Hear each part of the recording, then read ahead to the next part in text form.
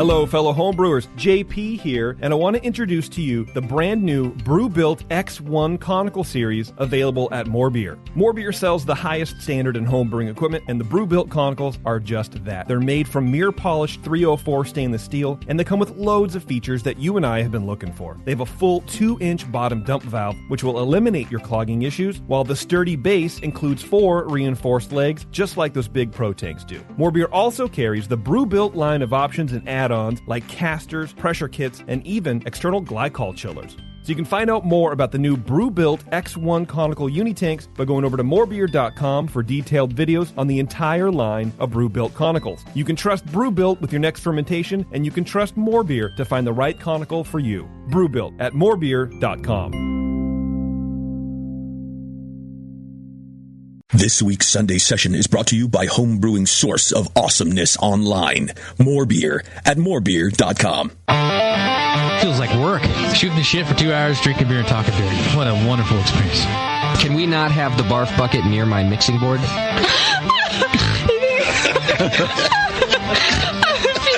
I think everybody could read the book. I knew you were going to use this book as an excuse to quit doing this show. Mrs. Bub, if you want, I can mail you the Bub Timer. Yeah, Newcastle. Especially in the can. Have you ever had it in the can? No, I have not had it in the can. Notice I closed my eyes and I concentrated really hard.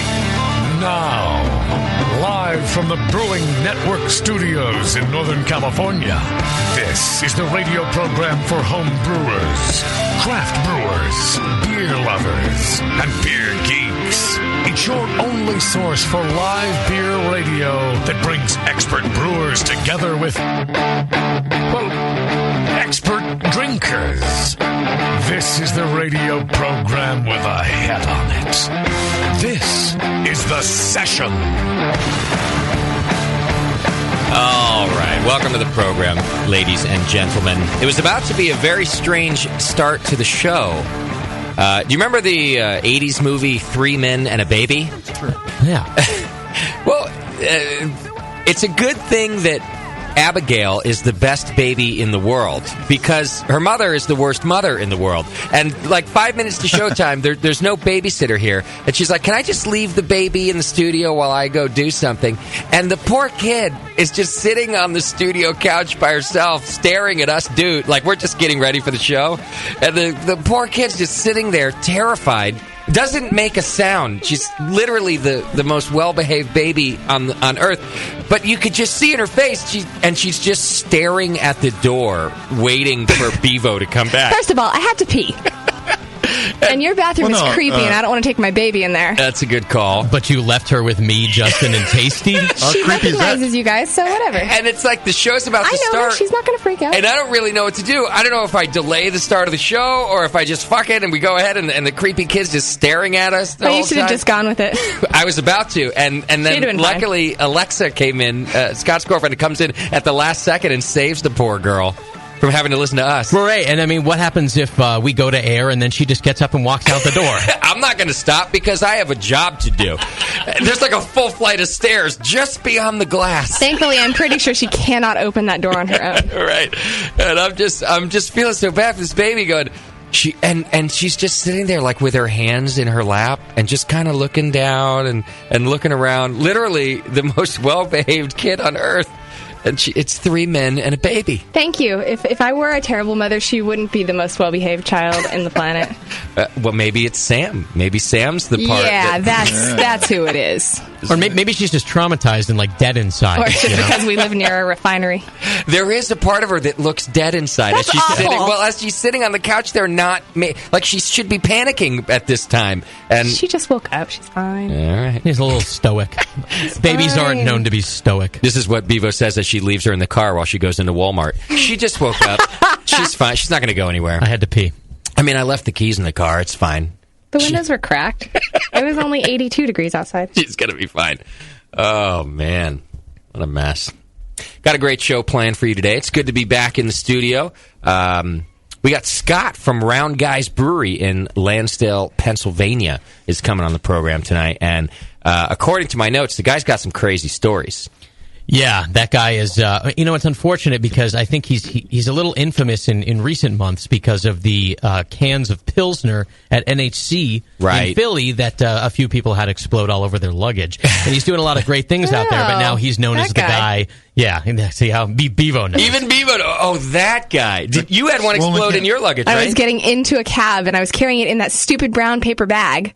Right. And it exploded, and it was my first time in New York. I thought somebody was shooting. Right. Duck for cover. And then, I'm standing there, I'm like, what was that? And then the bottom of my brown bag fell out, and all my crap went everywhere. Wow. I didn't know it happened to you. That was retarded. Did it happen to anyone else on this crew? I don't know. But no, you never bring the conference beer home. See, Tasty's a veteran, and I agree with you. You never bring conference beer. The only one I did is the other people. Brother Lavernia in 2009. I did take that home. But that was a craft beer conference, it was, right? Yes. Pro.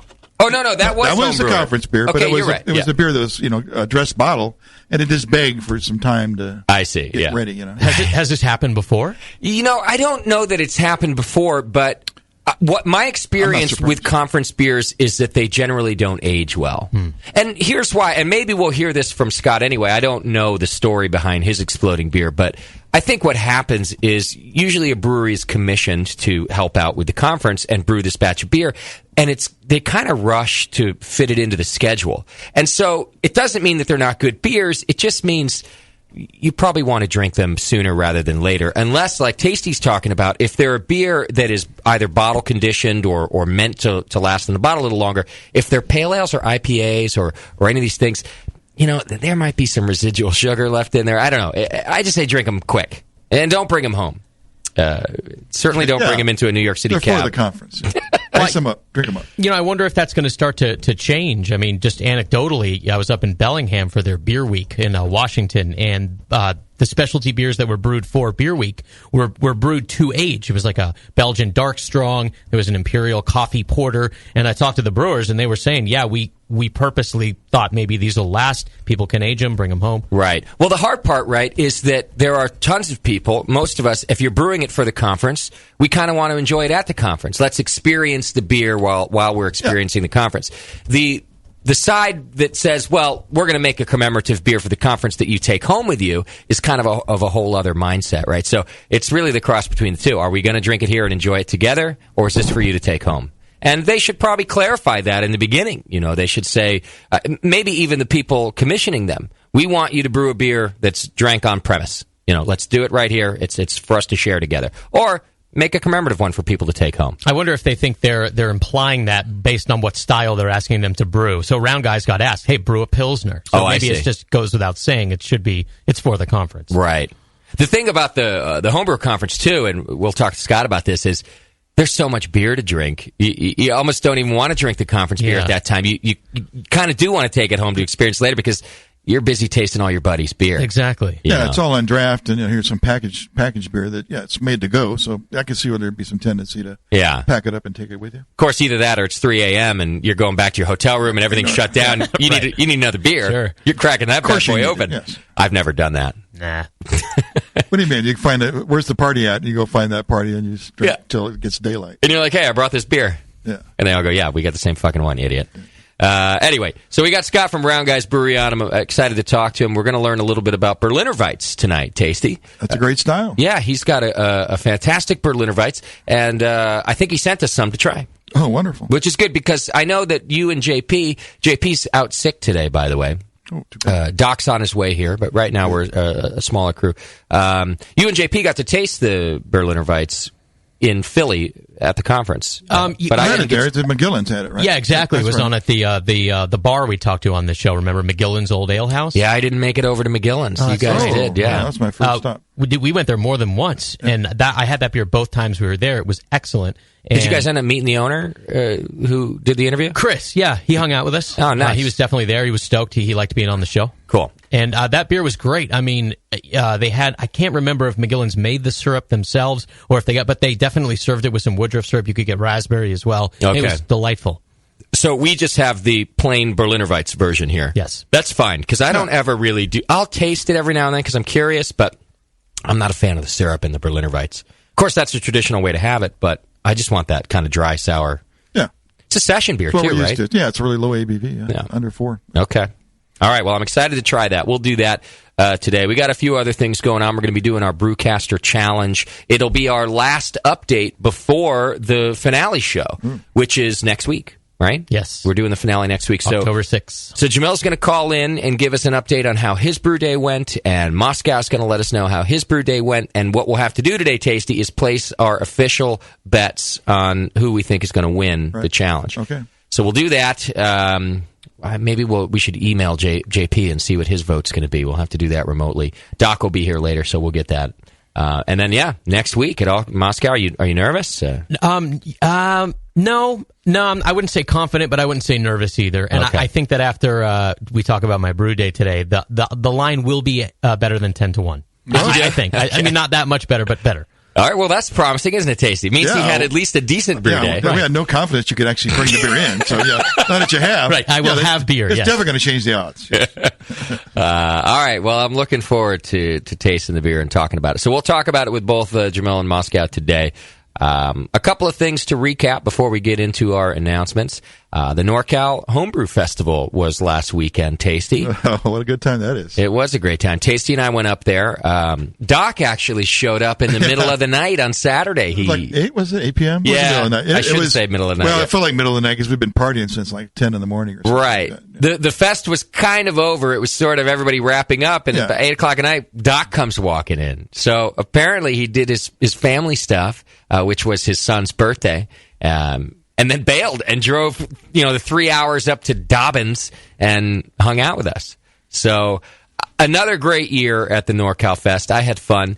I would say it was a little more tame this year because it poured with rain the entire day. And I mean, I haven't seen rain like this in a long time. It just poured, which, made it kind of interesting, I thought. It forced you under the easy ups and then, to make friends with the people you're with or weather the weather and jump from one, bar to another, so to speak. Right. Because it's the traditional club night format. We had like 40 clubs, I think, each pouring like, 5 to 30 beers, whatever each one brought. So you could go to, you can actually, go between the easy ups and not get wet. Yeah. And try different beers. You just kind of bounced around. So that was cool. I mean, it did make it interesting. If you wanted to, it's a big square where all of the clubs are set up on the perimeter of the square. So, you could venture and sort of dart across the field, or you could just walk from tent to tent. Was there more and more of the darting happening as the day wore on and people got a little buzz going, No, you would have thought so, but I think us homebrewers are a bunch of pussies, man. They did start handing out garbage bags at one point, that you could put on. Yeah. But I think most people just did the let's go from tent to tent. Don't get me wrong, there were several people who didn't have a garbage bag or an umbrella or anything and just walked around drenched, But I think most of us were kind of sissies. Any good wet T-shirts? There's a lot of good-looking girls at that festival. Unfortunately, no. There are? Not this year, huh? No. Well, two. I seem to. Is that a lot? I seem to remember last year. A lot. I don't know. There was no. Okay. All married or with their boyfriends too. Oh well, I guess when is that relevant? It doesn't mean you can't look, Tasty. Well, who are we telling? Who are you talking to there? Come on.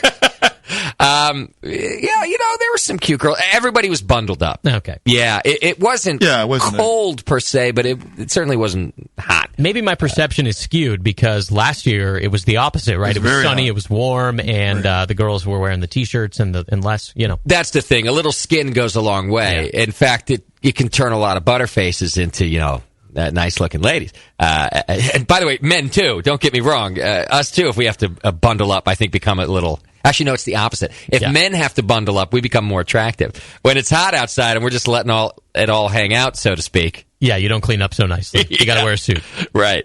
Too much hair. Anyhow, I had some nice beers, especially at the Doe's tent. I had some great beers at the Doe's tent. Yeah. A couple of other tents. I don't, like I used to, I don't go around and take notes anymore, like, this club had this and this club, because there's so many clubs and each one has so many different beers now. It's kind of like going in and just taking a stab at everything. Don't you think, Tasty? Like, you kind of go in, you look at their menu, there's 30 beers on it. Well, I always just go to whoever's pouring beer and say, what did you brew? I want to drink that with you. And that's just how I decided. Typically, the guy's brought 1, 2, 3, or 4 beers, so... That's kind of what I do and drink those beers. See, that's a good thing for you to do because you could talk about. I talk way too long. My God, yeah. people wanted to like roll around with me, and Right. they just get tired of my shit. I'd be there one place for like 20, 30 minutes. They wanted to just jump all over the place. Right. Anyway, yeah, I can do that. It's a lot of fun. I just kind of take a stab. I'll take that. And I have to change that process because the problem is it's a needle in a haystack. You know, I'm just grabbing whatever. Oh, I love pale ales. Let me try it. And you know, pale ale's hard to brew. So I'm getting a lot of shitty pale ales. And then, of course, there's the experimental beers. Well, here's one that I brewed with a Fireball candy and a pack of Wrigley's gum. And you're like, well, if it tastes half as bad as it sounds, it's not going to be pleasing.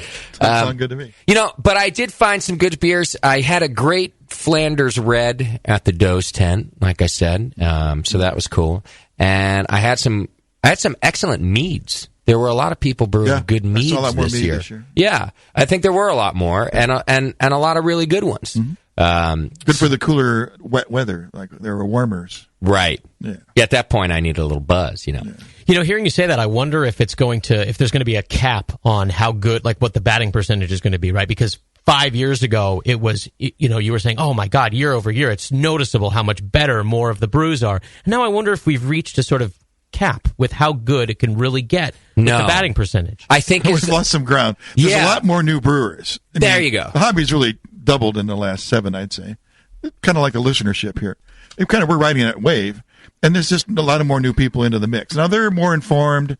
They're better earlier than they used to be, but they're still finding their way. The guys have been brewing 1 or 2 years. We're riding the wave? I thought we were the cause of the wave. Well, I don't know. We could be, yes. Tasty's right. We've lost ground, but it's just a numbers game because now it was that we used to come in after the first year of going, and then it got better year after year for a couple of years. But that's because we were seeing a lot of the same brewers come back, have really practiced, got some new information, and coming back with great beers. Well, we're still seeing those brewers come back with great beers now, but there are just so many new ones that it's sort of, in some ways, it's back to square one where we're dealing with a lot of new brewers again. But I can't help but think that what that's going to mean is, as it plateaus, it's always going to plateau, and then it might rise again. Those new brewers, if they stick with it, we're going to be having a plethora of good beer in coming years. I think we noticed maybe the same thing at Club Night Tasty this year, where there just were so many new brewers that seeking out quality was a little tough. more work. Yeah, a little more work. That's all. But I have faith. I think that you're right that they're getting better faster, and I have faith that we're going to have a ton of good brewers out there here pretty soon. So, another great year at NCHF. I encourage you, if you're in the Bay Area or Northern California, or even above Northern California, you can make it down. Pay attention when tickets go on sale. It sells out every year. In fact, like everything else, it sold out even quicker this year. But it's always a good time. Just pretty mellow. You get to camp and hang out and have fun. The NorCal Homebrew Fest. Another update is that Moscow was up in Bellingham, Washington. Oh, yeah. And it was Bellingham Beer Week, which, by the way, Bellingham's pretty small, isn't it? So to have a beer week kind of surprises me. Yeah, well, it's only their second one, so it's, they're just starting. And you're right, they're a pretty small city, pretty sleepy, and, nobody thinks of anything between Seattle and Vancouver, but, there it is, right 30 minutes south of the border there. So they get an interesting mix of Canadians coming down from British Columbia, and people coming up from Seattle. But, for the size of it, they sure do have some world-class breweries. I mean, Chuckanut leading the way. We've covered them on this show plenty, and they just, you talk about a world-class brewery in this sleepy little city, and I say sleepy, but the beer scene isn't. There was a lot of buzz around that whole town. There's a couple of new breweries open up. There's one called Kulshan Brewing that opened up last year. They're doing some great beers. They got a great atmosphere, environment over at their brewery, food trucks out front, and so there's some real buzz around the scene. It was great. Nice. So what is a beer week like there? Is it the same as everywhere else, where it's just a pint night here and a beer dinner there? Pretty much. I think that they're still trying to get it established, so, in San Francisco or Philly, the businesses are dying to be a part of it, and I think it costs money and to be on the list of events and stuff. But in Bellingham, they're still going to the businesses. Hey, please carry some beers. Hey, please be a part of Beer Week. But they've done a good job. Lots of the places around town are on board, and a couple of them are a little, it's a Belgian tap takeover, and like there's one tap of like delirium tremens, Right. But I mean, with if they only have one tap, it is a takeover. That's true. Technically, yeah. Well, but I mean, at that particular place, that there was 6 taps or so, and it was just the one delirium tremens. But meanwhile, they've got Chuckanut on tap, which is like, I'm stoked. Stick with that. Yeah, all the Bellingham residents, I'm sure, are used to seeing it, but that is just a killer brewery. What did Chuckanut itself do? At their facility, they had a book signing that I went to, and the guy did a presentation, and they got a couple of beers on. They had a Rausch beer on that was just phenomenally good. Okay, and I think every day of the week they were doing something nice. And it was great. They treated me really well, and I think that's a beer scene that is going to continue to blow up. That'd be great. Yeah, I think it'd be great. I don't live there, so I don't have to deal with the idiots coming in and getting drunk all week for Beer Week. But I think it would be great. What's the other brewery I've been to there? Boundary Bay? Yep, I went there too. They had some good beer. Yeah. Small little system that you can see right from the bar.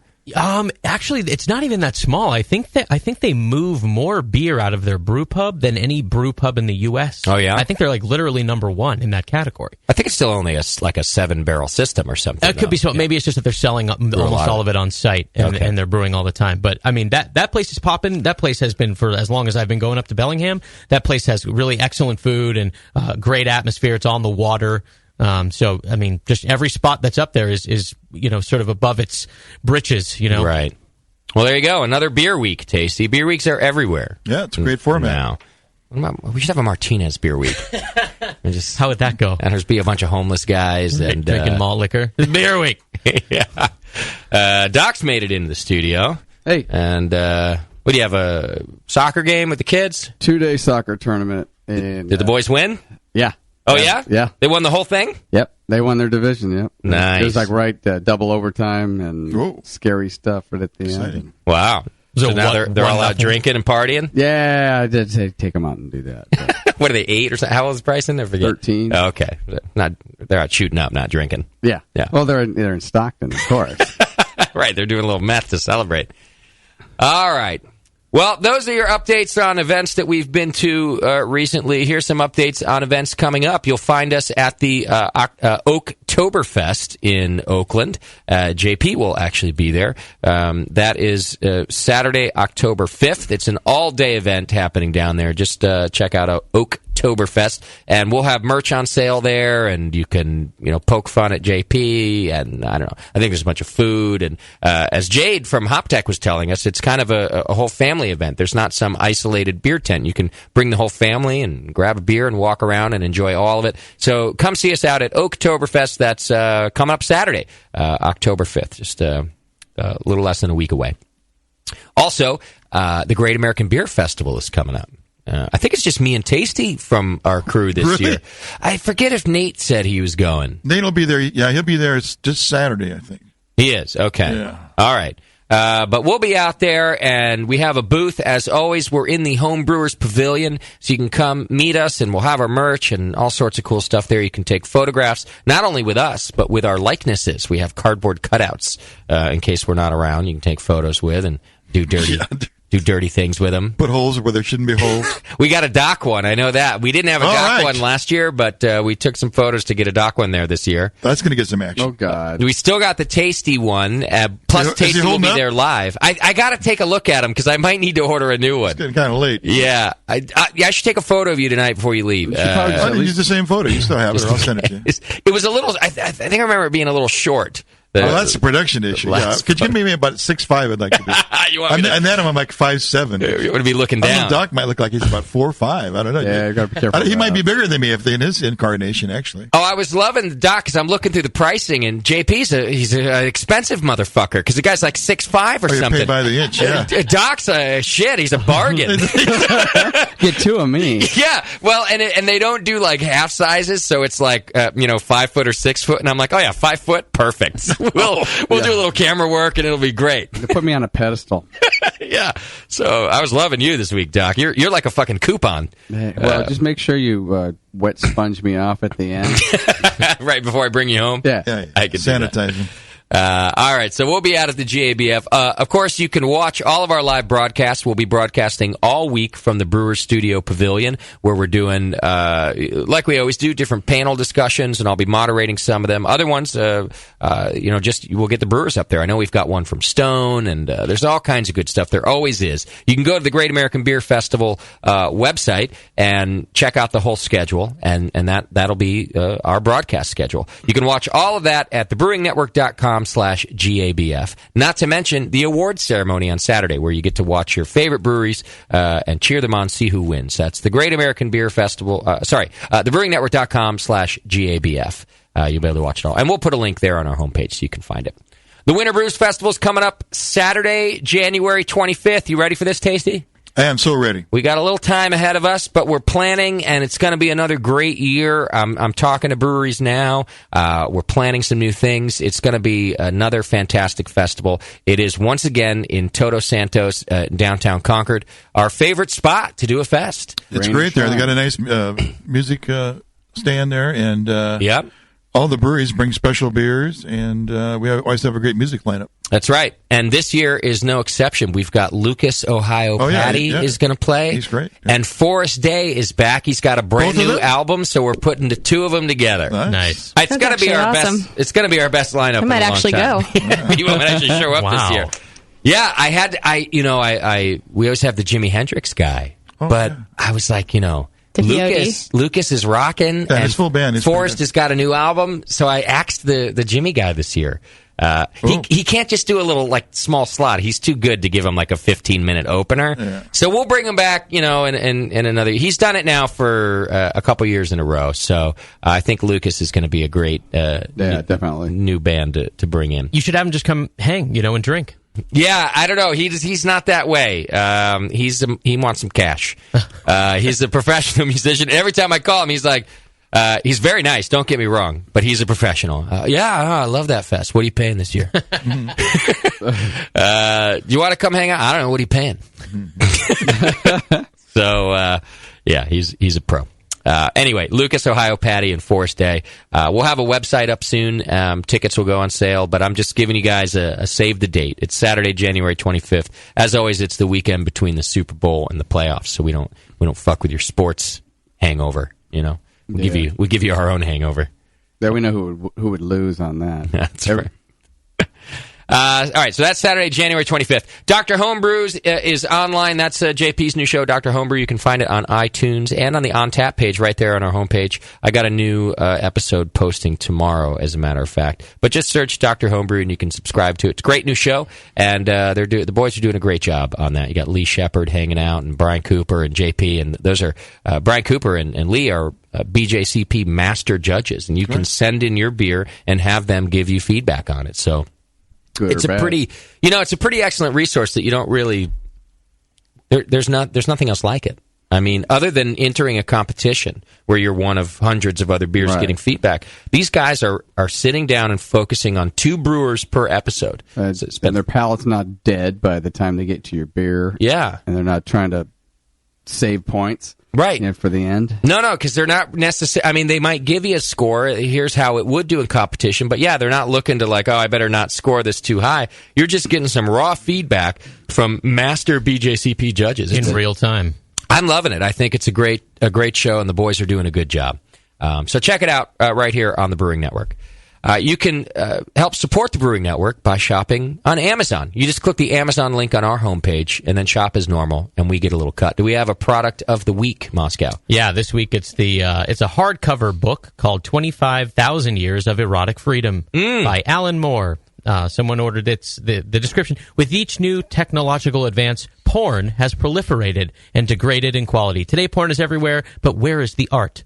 25,000 Years of Erotic Freedom surveys the history of porn and argues that the success and vibrancy of a society relates to its permissiveness in sexual matters. Really? Yes.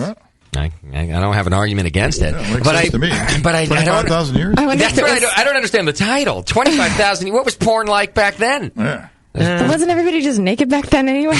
Yeah, was that just walking around was porn back then? I wonder if this was stemmed by our person who didn't want to listen anymore because we promoted pornography. Right. It might have been that This guy. is art.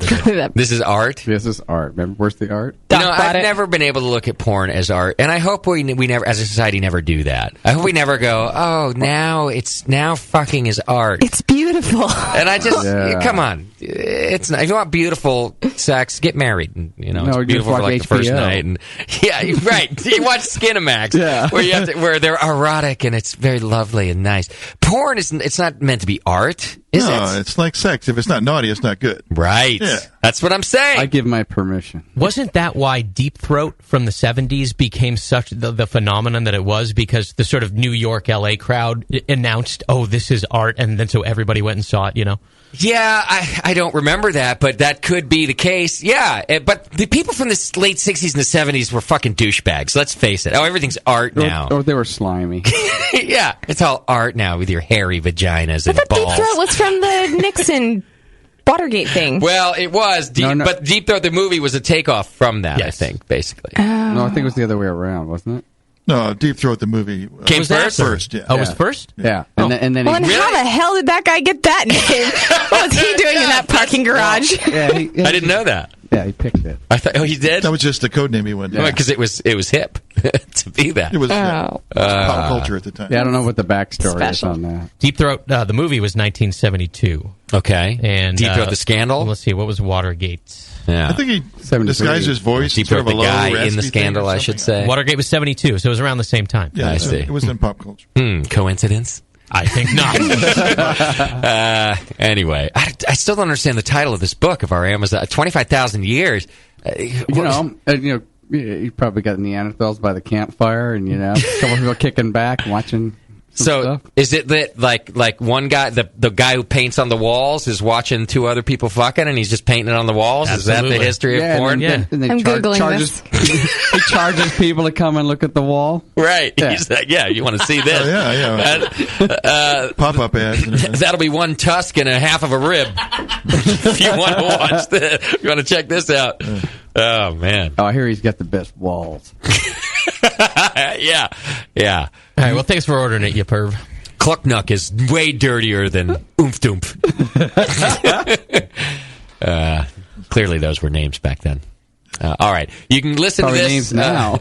You can listen to this on the go with our iPhone and Android apps. Just search BN Mobile and iTunes or the Android marketplace, and they're free. If you see a paid one on there, you shouldn't see it anymore. It should be gone. If you don't pay, our apps are free, and then you can listen live on the go, and whatever's playing at the time will be there. I just found out my kid listens live because he downloads the same apps I do when I download them. So he's got this app. Oh, shit. And he didn't tell me he'd been listening for quite a while. Oh, really? Really? Yep. Well, is this the older one, I hope? No.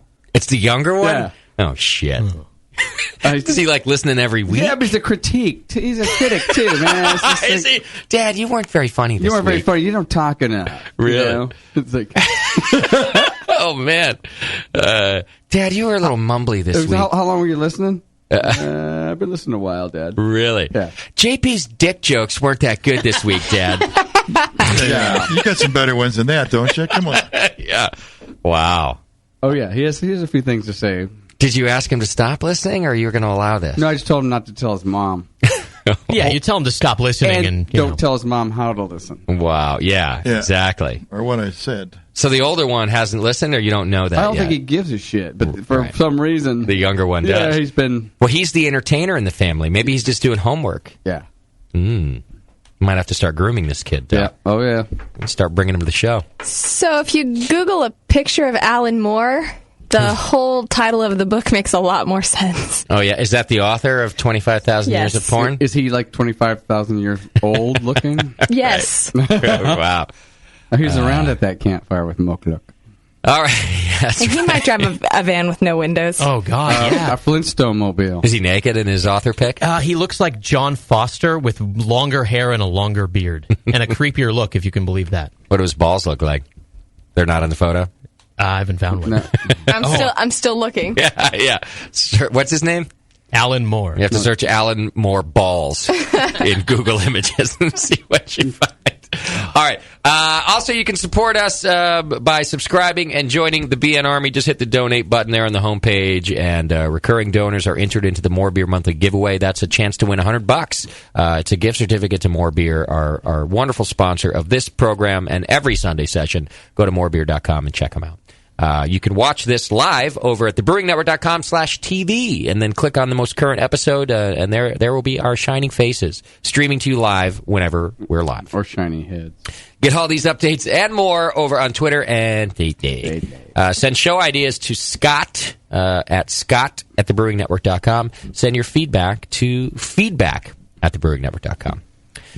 We don't have JP this week. As I mentioned earlier, he is out sick. But I thought we'd do the Twitter game for him anyway. Please. I look forward to that.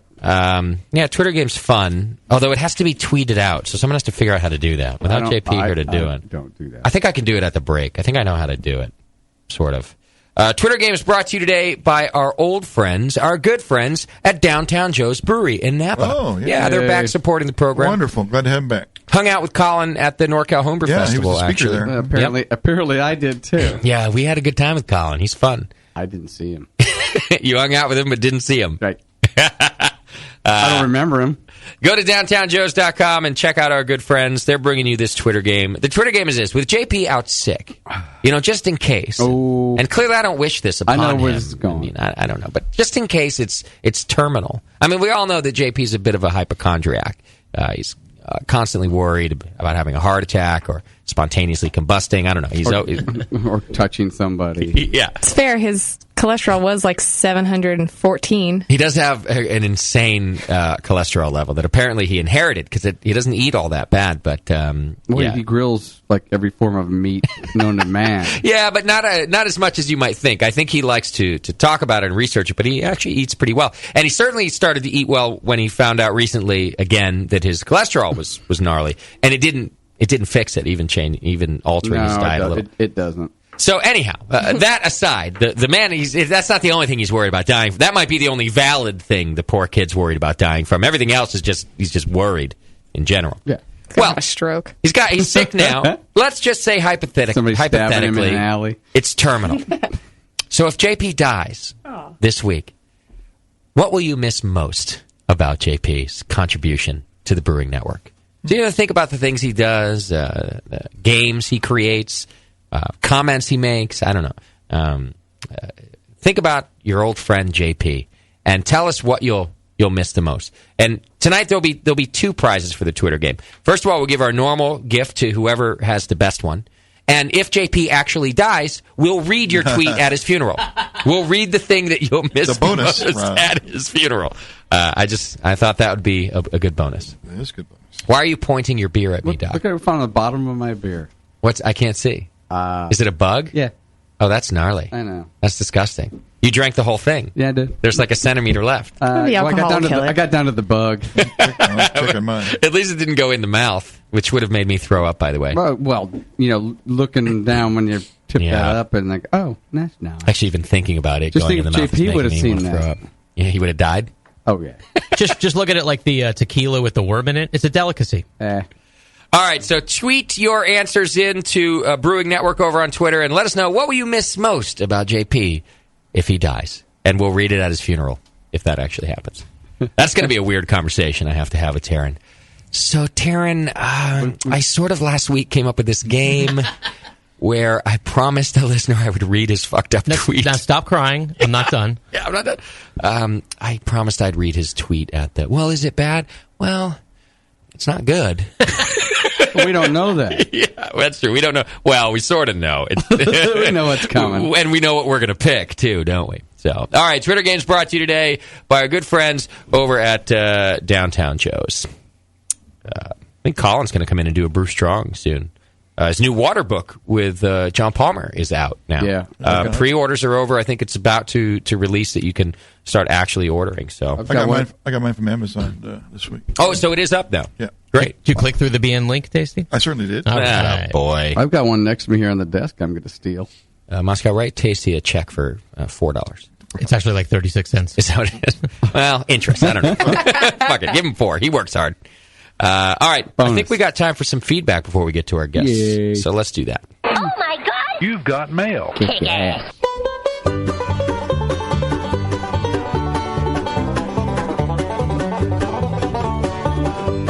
All right, feedback's brought to you today by Keystone Homebrew Supply, our good friends over at Keystone. We love those kids. And in fact, they're local to our guest tonight, aren't they? Yeah, Pennsylvania. There we go. Keystone Homebrew Supply bringing you feedback tonight. Hey, Brewcasters. This is from Dave in Worcester, Mass. What's MA? That's Mass, Yeah. right? Thank you. Good. God, I got to go back to this. The longer you are from college, the less you remember anything. Like, spelling is getting really bad now, and I don't remember what a fucking pronoun is anymore. Like, if someone goes, oh, find the pronoun, I don't know. And you can't see anymore. it's I got to read more things. Stop listening to reading things. All right. Hey, Brewcasters. I was just listening to the session with Boxing Cat Brewery and caught the bit of beer news about a new Trappist brewery in Austria. It was mentioned that there weren't any Trappist abbeys in the U.S. on the show, and I thought you might be interested to know that there is a Trappist abbey in Spencer, Mass. That's planning to open up a brewery in the near future. No opening date yet, but from what I've heard, they've been working with one of the brewers from Chimay, and it's a pretty sure thing. So thanks for all you do. That's from Dave. All right, thanks for the update. I also seem to remember, I should have looked this up, but I didn't. I think there's one on the west coast here, north of us, like north of Chico. I seem to remember that there's a Trappist abbey. Maybe it's just an abbey. Maybe it's not a Trappist. It's an abbey, but I don't think it's a Trappist. Okay. Well, what I meant when I said that was that it is recognized by the International Trappist Association, and as of now, that just is Chimay, Orval, Rochefort, West Mall, West Vleteren, Saint Benedictus, and Königshoven, and Gregorius, which is the new one that I mentioned, Stiftangel. And I'd be wary that this one opening in Mass would be a registered Trappist. An abbey is one thing, but a Trappist is another. I'm not saying it's not, Dave. You might be right, but I think similar to our one here on the West Coast, just look into it and let us know. I'd love to have a Trappist brewery in the U.S. That'd be great. All right. Shark Guy 05 writes in, what's up, my niches? Do you guys know when you'll be getting the black zipper hoodies with the mash paddles back in non-fat ass sizes? Yeah, next week. Our new store is going up next week with all sorts of new merchandise, including both of the zips that we had. So you'll be able to order coming up.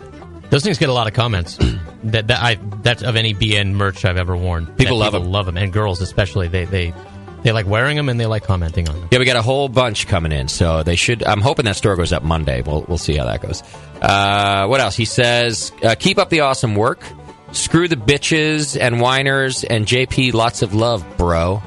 Also, a question. So if you have a wife and a girlfriend, is it okay for them to hang out? And what does it mean if they make out, but the girlfriend is like kissing is cool, but I don't want to eat your snatch? That's from... Why did JP highlight that as the part that I should read? Let me make sure I understand this. So, guy's married, and he also has a girlfriend, and can they hang out together? And if they do, like, they only kiss, but there's no oral play between the two.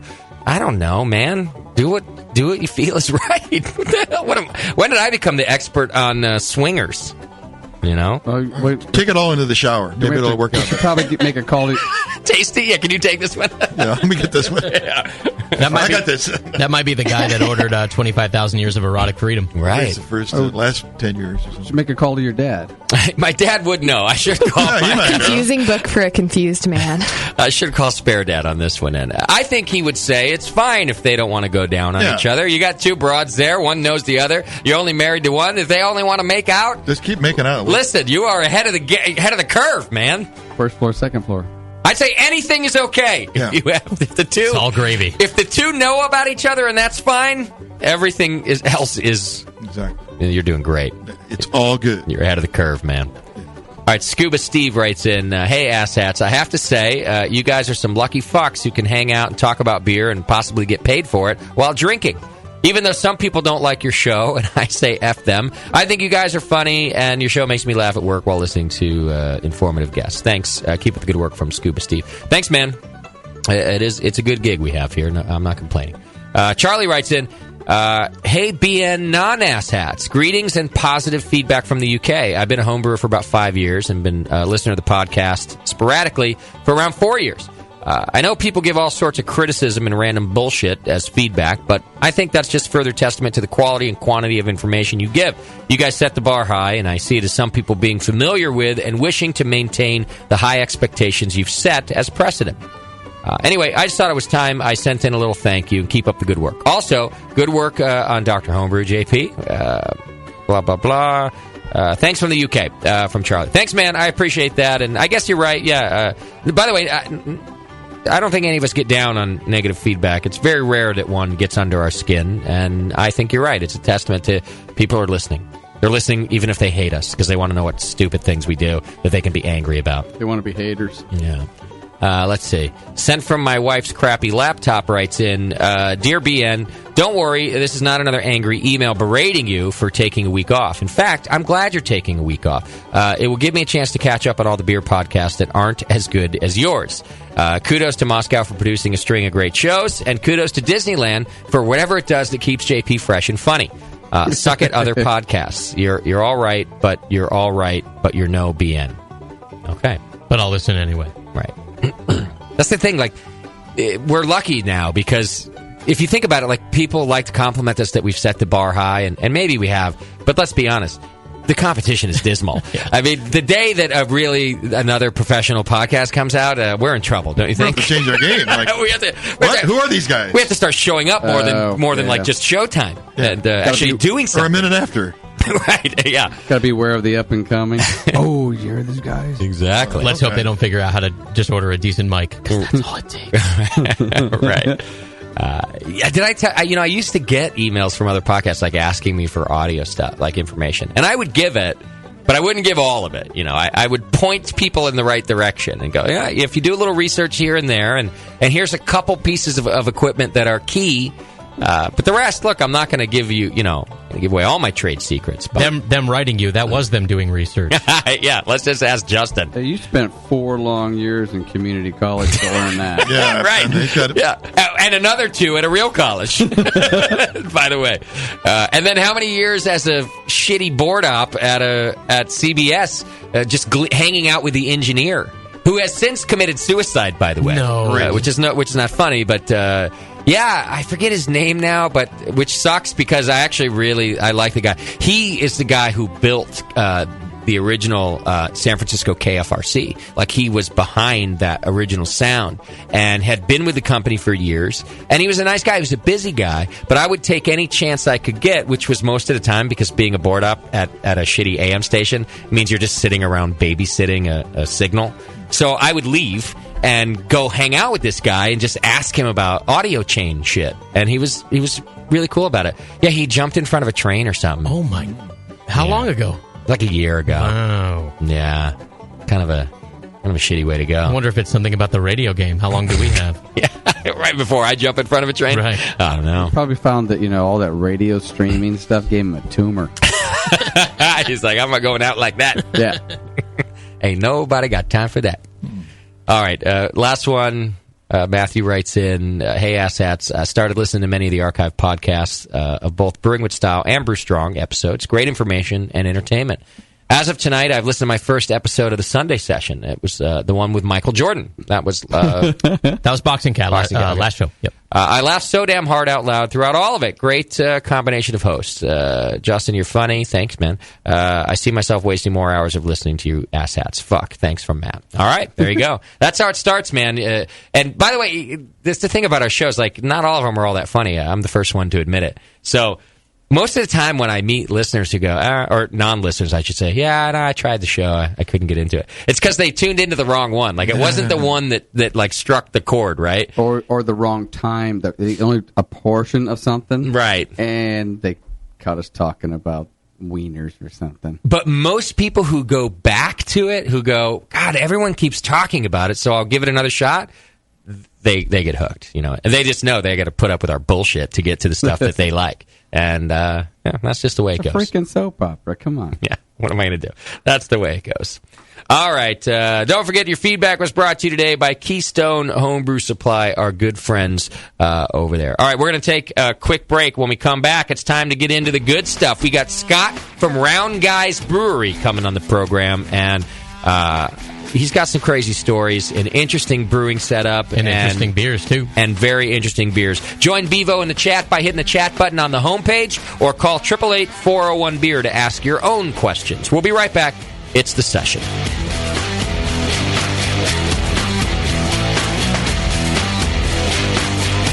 You're listening to the Brewcasters. On the Brewing Network. Since the first time the Brewing Network microphones turned on, More Beer was behind it. More Beer sponsors the programming on the BN because, like you, they love brewing. And like the Brewing Network, they love sharing their knowledge. Morebeer.com isn't just a website to place your next equipment or ingredient order. Morebeer.com also gives you access to free beer information that will make you a better brewer. Go to morebeer.com and click into the Learning Center. You'll find podcasts, technical facts, video tutorials, and more, including access to The Buzz, More Beer's social network of more than 5,000 members. And some of them might even be crazier about beer than you are. Get over to morebeer.com today and take advantage of The Buzz, the forum, the Learning Center, and make sure you're signed up to receive the newest More Beer catalog. More Beer, bringing you absolutely everything for beer making. Hi, I'm Jamel Zanishev, and in addition to my work on the Brewing Network, I write the Style Profile column in every issue of Brew Your Own magazine. Hi, I'm Sean Paxton, and when I'm not prepping for the Home Brewed Chef on the Brewing Network, you can find me writing articles on how to cook with your home brew for Brew Your Own magazine. Greetings, cretins. This is John Palmer, and when I'm not writing for Brew Your Own, I'm reading it. John Palmer, Sean Paxton, Jamil Zanishev. If you love listening to them on the Brewing Network, you'll love reading their articles, tips, and recipes in the pages of Brew Your Own magazine. Join Jamil, John, and Sean 8 times a year in Brew Your Own. And when you subscribe to BYO on the Brewing Network website, half of your subscription price goes right back to the BN to support great beer and food programming. So sign up for Brew Your Own magazine through the BN website today so you can listen and read your way to better homebrew. Nico, listen, our lawyers said that we had to do this for 1 hour, and after this, we don't have to talk to each other for 3 more months to the next meeting. Kids, come on, let's get out of here. I'm supposed to have more lines. I'm the professional. Hey, it's Sully. And I'm Nico. And we opened the 21st Amendment 9 years ago at 563 2nd Street in San Francisco, just 2 blocks from Giants Park, to make great beer and have a great time doing it. That's right, because to us, the 21st Amendment is more than just the right to make beer. It's the right to experiment, to be innovative, and just do things differently. And so now, we're putting our craft beer in cans. That's right, cans. You can find our world-famous Hell or High Watermelon Wheat Beer and Brew Free or Die IPA throughout California and Alaska. And now it's also available on draft at select accounts in the Bay Area. So next time you're at your local neighborhood pub or good beer store, be sure to ask for 21st Amendment in cans. Because everyone likes it in the can. Tasty crack cans. Tasty crack can. A vial of White Labs yeast is the key to your best beer. When you open a vial of White Labs yeast, you're giving your beer its best chance for a perfect fermentation. In addition to their already incredible variety of yeasts, White Labs is proud to announce WLP 90, San Diego's super yeast, now available year-round. WLP 90 is super clean, super fast fermenting, with low esters and has a neutral flavor and aroma profile. It's alcohol tolerant and highly flocculent. For more of the latest White Labs news, click over to whitelabs.com, where you can read reviews of yeast, learn in the lab section, and join the customer club. And if you should find yourself in San Diego, White Labs has a brand new training facility for craft brewers and home brewers alike. whitelabs.com. Discover yeast, nutrients, enzymes, and more for commercial breweries, home brewers, and homebrew stores. White Labs. It's all in the vial. Hi, I'm Jason Harris, the proud owner here at Keystone Homebrew Supply. We're thrilled to be entering our 20th year of supplying this great industry, and to show you, the Brewing Network Army, how much we appreciate your support, we're offering you 10% off your first order on our website, KeystoneHomebrew.com. Just use coupon code BNARMY at checkout, and I'll get your order out the same day. My goal at Keystone Homebrew Supply has always been to have a complete supply of everything a brewer could want. When you place your order online or when you come into our store, it's our goal to have everything on your list and more. One aspect of KeystoneHomebrew.com that we're really excited about is the ability to fulfill customers' exact grain bills. Do you hate to wait? Keystone Homebrew Supply can get your precious yeast and hops to you within just one day if you live between Connecticut and Virginia, and within 2 days east of the Mississippi. KeystoneHomebrew.com. Coupon code BNARMY. I'm Jason Harris, and I approve this message. This is www.thebrewingnetwork.com. Sit down next to it, grab yourself a paper towel, and watch those yeast have sex. You're listening to the Brewing Network.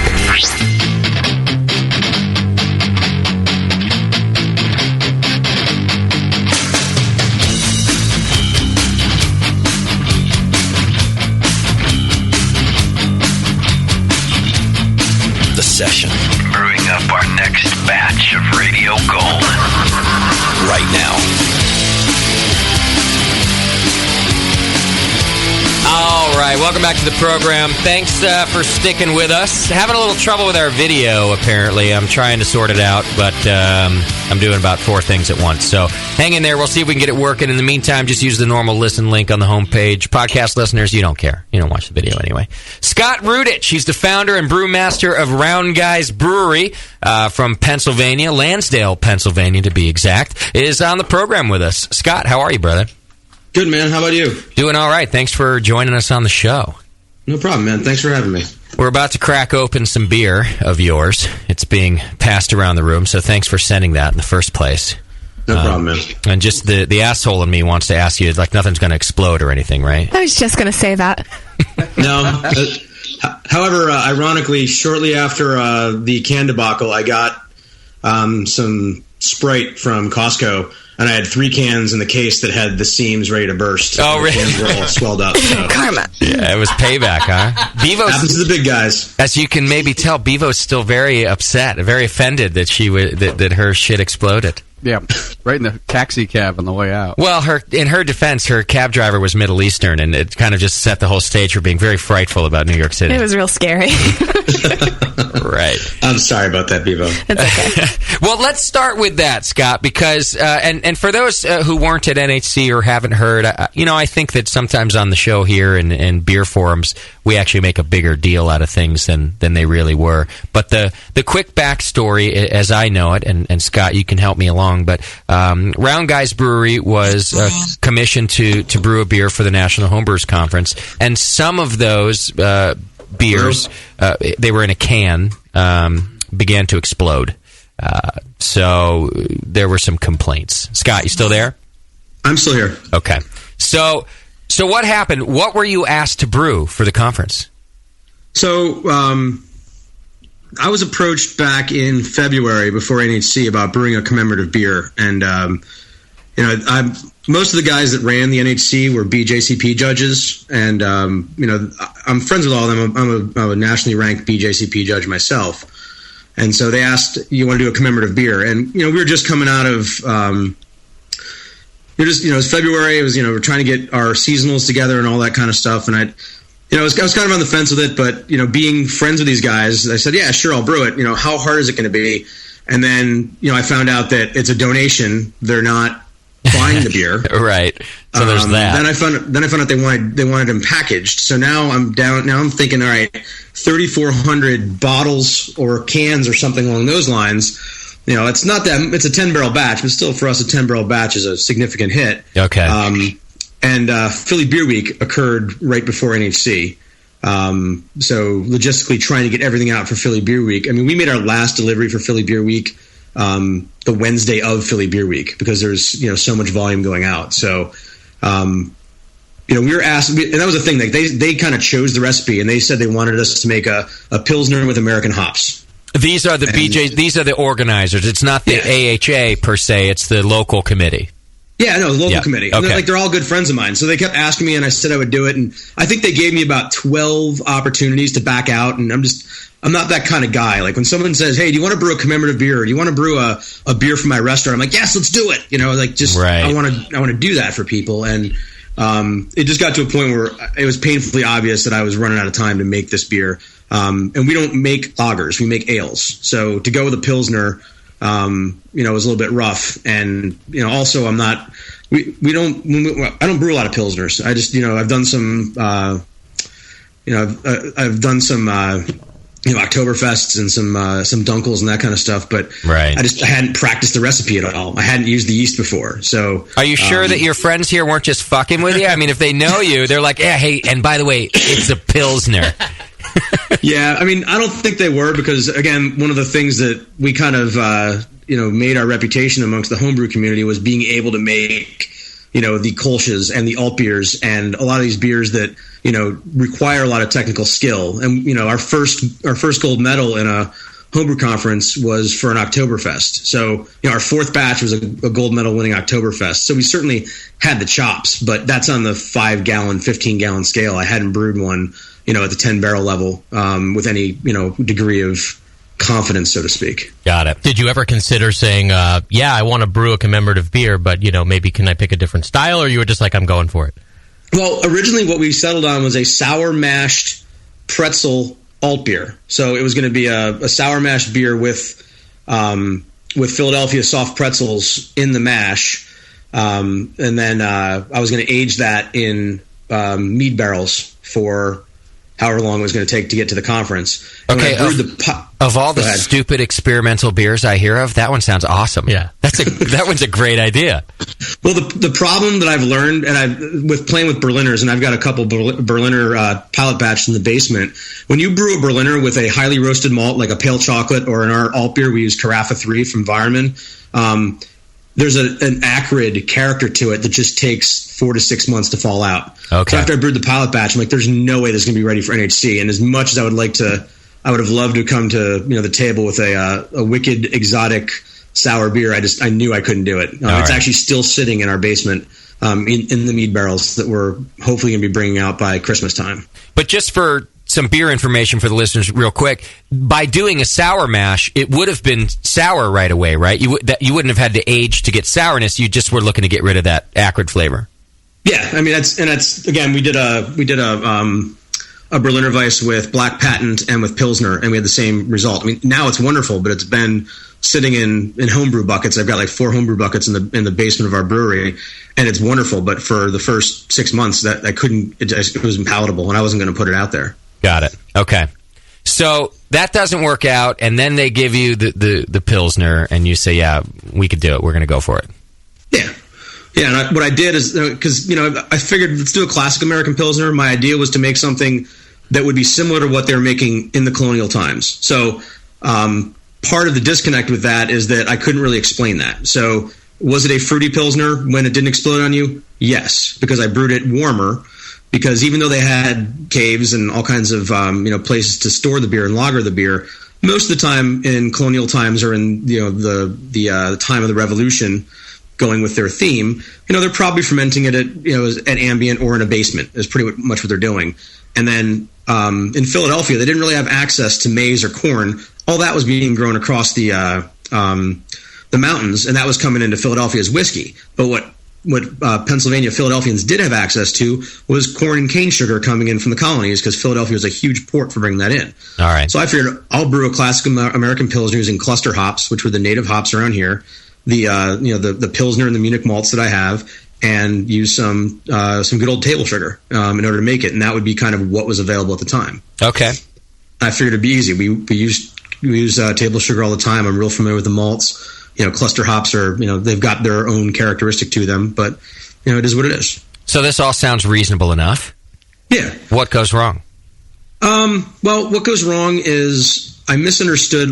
There's a couple mobile packaging units around here, and one of them says they cannot fill out of kegs. They can only fill out of bright tanks. And when I brought the mobile canners in, I didn't pre-qualify them as to what they can fill out of. So the one bright tank I had was overpressurized. It was at probably about 3 volumes, 2.9 volumes, because our temperature, it's hard to get our glycol system down to like 32 for packaging. It usually settles at like 40, 41, and then we'll put them in our kegs, and then we'll hand bottle with a Blickman beer gun out of our kegs. And that's how we supply bottles to our markets, and everything you guys, are drinking were filled out of Blickman beer guns. Okay, nice. And because it was Philly Beer Week, I had all my bright tanks backed up. So I didn't, and I had to brew 2 batches of this beer. So I didn't brew the second batch of beer until 8 days before the conference. As a Pilsner. Yeah. As a Pilsner. And it got down within 4 gravity points of terminal. But again, not being really familiar with the yeast, you know, I was like, all right, this is within the realm of what a final gravity should be. And so what I did is I blended them. And I kind of said, all right, I took my lesson. I went out to CBC in San Francisco, and they handed us a nice 4-pack of commemorative beers. Every single one of those beers was gone within 2 hours of me landing in San Francisco. Right. Long flight, long drive, pick up my stuff, go back to the room, have a couple beers, and then go out, put it in my fridge in my hotel room, and then finish them off the next day. So I never intended or thought that people would be putting this in their luggage and flying it back to San Diego. So this is kind of my thought too, and Tasty also. We thought, well, you get there, maybe you wait a day, like you said, it might be the next night. But I would have had the same thought as you, like we're going to do this quick. Right, and what I found out, a lot of people were hoping to take them home. Right, and that's a bad risk on my part that I kind of gambled. I also thought the beers would be kept refrigerated for most of the time and then just pulled out, when it started. And I don't know how they did things there. Maybe they did. Maybe the damage was done when I drove it down to Philadelphia on a 96-degree day. But what I basically wound up doing was blending the overpressurized batch at 2.9 volumes with a beer that was about four specific gravity points away from terminal gravity. And, it probably got to about 3.2, and that's about the limit of the seam of the cans. Got it. Okay. So literally, it just began re-fermenting in the can. Yeah. And I'll tell you what, the ones that we put in the walk-in where the yeast actually did lager and it sat there, they're still overpressurized. When I pop them, they still fizzle out, but they're really clean. The yeast did their job. It was just, right. And that's where, a lot of people are upset, and I get it. Some dude, tweeted me that he lost his laptop, and I get that, but I don't put beer in my bag with my laptop. It's just kind of the way I operate. Right. I apologize and sorry that he did that, but it is kind of what it is. I like the experience. It actually, I've had my stomach in knots for about a month before and 2 months after. But right. So did you get a lot? I mean, other than a tweet like that, did you actually get a lot of direct feedback, or mostly just kind of hearing what people were saying? I got a lot of direct comment. It was actually about. I try not to be a dick on Twitter, but sometimes I can't help it. Right.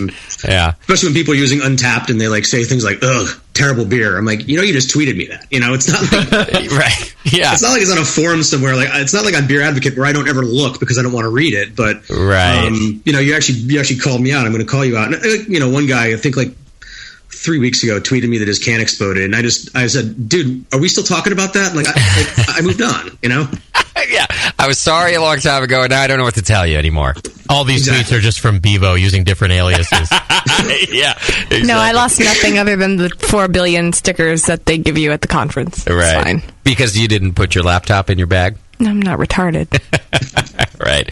Well, it is unfortunate, and there's no way to tell, I guess, what conference goers are going to do. They're going to save it, they're going to drink it, and I don't know. What are you going to do, right, Scott? You donated a beer, you spent your time brewing it, and there's not too much people can complain about for that. How does that work with the donation? They just expect you to suck up all the costs? Well, so again, we're only been open for a year and a half, and our folks our buddies over at Sly Fox, they went to Brewer Supply Group and they asked them to donate the malt. They went to Hop Union, they asked them to donate the hops. They went to, I don't know how many donations they got, but if you look on the side of their Saison bottle, it had all the logos of places where they donated from. I'm the we have one sales guy who also helps me brew 2 days a week, and he sells 3 days a week, and me. I don't have time to be tracking down, the people who do donations at different malt suppliers in order to get my ingredients, discounted or anything like that. I just don't have time for that. So when push came to shove, I was like, all right, I'll suck up and absorb the roughly 2 batches of beer that it took, right, in order to do this. And it's, you know, to me, it was kind of like a marketing expense, you know, a very painful expense. Well, listen, all press is good press, man. Well, and, you know, to that point, I did get a lot of people, a lot of homebrewers, NHC attendees who did say, hey, you know, sorry about this. You know, it really sucks for you, but thanks for, you know, supporting us. And right. We actually saw, I mean, I don't know how many of you folks were around Philadelphia, you know, bitching and complaining about the cans, but we saw a huge uptake in buying our beer afterwards. Oh, is that right? Nice. I don't know if this is people they heard people talking about Round Guys. All these, you know, conference goers talking about Round Guys and they didn't get the context, but right. Hey, I'll take it, man. Whatever it is. I'm telling you, that old saying is there for a reason. Probably right. You know? Absolutely. And by the way, I think, you know, I can understand folks, you know, being a little, you know, maybe frustrated if something got wet in their bag and this and that. But overall, I think the correct response is the one that you got from the one guys, or from the, you know, maybe several people who said, well, look, it didn't work out, but thanks for trying for us. Thanks for doing this for us. You know, because in the end, we're just a bunch of homebrewers descending on your city, and we're lucky enough to have a local commemorative beer, I think. And like I said, what are you gonna do? Shit happens, man. Yeah, it can't always be perfect. Yeah. that was the most popular question at Pro Brewer Night. So what's up with the cans? Oh. Like, just have some Berliner Weiss, man. Just have some Berliner Weiss. Let me make it up with this awesome Berliner Weiss. Exactly. I heard it early on was a couple of cans were exploding. It wasn't all of them. It was more like, hey, you might get one of the lucky ones. Right. But people stepped up as homebrewers and they just said, make sure you keep it cold. They didn't say anything bad about it. They just said, you know, this has happened. People are keeping them warm. Just keep it cold. Just keep it cold. Which, by the way, I'm glad you mentioned that, Doc, because that's the message that I got. So, sure enough, I went back to my room, put it in the fridge. So did I. Ended up drinking that beer that night. It was fine. You know, me too. Keep it cold. Oh, well, that happens. Well, we got a lot more to talk about with you, Scott, and I think more important stuff anyway, because we've got some of your beer in front of us now, and I wanted to find out a little bit about the history of Round Guys, too. Moscow, what are we drinking first? Well, we started with the Saison du Pomme. Super interesting. It says ale aged in an apple brandy barrel. Nice. Yeah. Does it have any... I'm struggling between... whether it's the barrel, the kind of apple brandy tartness I'm getting, or if there's actually Brett in this beer, and I can't figure it out. Scott, can you tell us? It is a sour beer. Okay. We have a basement underneath our fermentation room, and it's a wonderfully dank, cobweb-filled basement, much like you might see at Cantillon. Awesome. And all of our barrels, you know, we could probably get like one use out of our barrels of a clean beer, and then after that they get infected. And the Brett is more like Brett Cassini. It's got more pineapple-y and more tropical fruit flavors and a little bit less funk. Okay. But it's a natural infection that occurs. So at this point, I've just been like, you know what? We're gonna keep using these barrels, and when they're neutral, we're gonna do lambics. We're gonna do Flemish red. We're gonna do all kinds of stuff like that. But you know, the Saison du Pomme, the first batch was an absolute clean barrel aged Saison, and by the time we got to batch 2, we were getting a nice. You know, that's actually a blend of 4 barrels. So I'm a firm. All of our barrel aged beers are a blend of something fresh and a blend of aged beers of different character. So that one, I know the one barrel has it's starting to get a real acetic character to it, which is great because I can use that for blending, and then the natural Brett that comes in with the beer. And so you do get a cidery character, you do get a bit of a sour character, and you should get your oak and your vanilla notes are in there a little bit. Yeah, you're a great blender. Your palate's good because the acidity that you mentioned that's in there, it's very subtle. It's just enough to kind of cut through it rather than have it taste like vinegar or something else. So it's a nice blend. So let me get this straight. The only yeast that you did put in this was actually a Saison strain. Yeah, we use the French Saison strain because of the particular peculiarities of the Belgian Saison strain of sometimes just stopping fermentation. Where the French Saison yeast we actually ferment at about 94 degrees. And it's done in about 4 days. So we do seasonal Saisons. We do in the spring we do one. We'll brew it probably in the next month or so. And we'll age it on mangoes and cherries for about 4 months, and then we'll release it in the spring. And that comes out very wine-like. It's not barrel aged, but it does have that kind of citric acid from the fruit because we're soaking on the fruit for so long. Right. We do an IPA Saison, and then we do the Saison du Pomme, and then our Christmas beer is based off our Saison yeast, and that allows us to, kind of bring the style out that is mostly seen as seasonal in Philadelphia. It's mostly a summer beer, and we're trying to, kind of work with the guys like Tired Hands who do Saisons year round and kind of get that more in the mainstream of here's a beer you can drink. Right. There's a lot of character to it. Well, I don't know why I'm telling you this as a consumer, but if you were to put this beer in a 750 ml bottle, I'm paying you more money for it. Yeah, absolutely. Because it's got a nice, like, subtle sour quality to it, and if I have to pull a cork off the bottle, the experience to me assumes that you've that it's just a beer that is meant to be sipped with friends. I say that because you've sent it to us in 12-ounce bottles, and boy, I would drink every drop of a 12-ounce bottle, but this is a high-quality beer I would expect to see in a 750 normally. Yeah, we're slowly getting into the bottle side of things. I mean, we did draft almost for an entire year with just some hand-bottled stuff for sale in the pub and occasional accounts, but it just was a time factor. And now we're starting to get, we just bottled 31 cases of Berliner Weiss on Saturday, all hand-bottled, actually mostly bottled by me. Wow. For 12 hours. With the Blickman beer gun. With a Blickman beer gun, man. Oh, man. Let me ask this just to get a perspective of where you are and how far you've come. When did you guys open? We opened March 9th. Actually, yeah, March 9th of 2012 is when we got licensed. Okay. To brew and sell beer. And we actually had somehow the PA Liquor Control Board approved us 2 months previously without ever having inspected us or ever seeing where we were. So for 2 days, we were actually licensed, and we were trying to figure out how to get beer out the door. Right. Before they became wise to it. And then they called us back. I'm like, we're rescinding your approval until we actually come and check you guys out. Did you tell them that's cool and all, but we put out beer for the last 2 days? No, we didn't do that, but we did have one rip-roaring St. Patrick's Day party. I'll tell you that much. Nice. So wait a minute, I have a question about the apple flavor, because it's like one of the most common off flavors in beer. It's acetaldehyde, right? Like the apple flavor. It can be. It can be. Yeah. It's a green apple. It's a little bit different. And you would classify this as what kind of apple? More of a fresh tart apple. Okay. Rather than that, I think a Lifesaver is the green Lifesaver apple, sour apple Lifesavers. Yeah. This is more of a tart.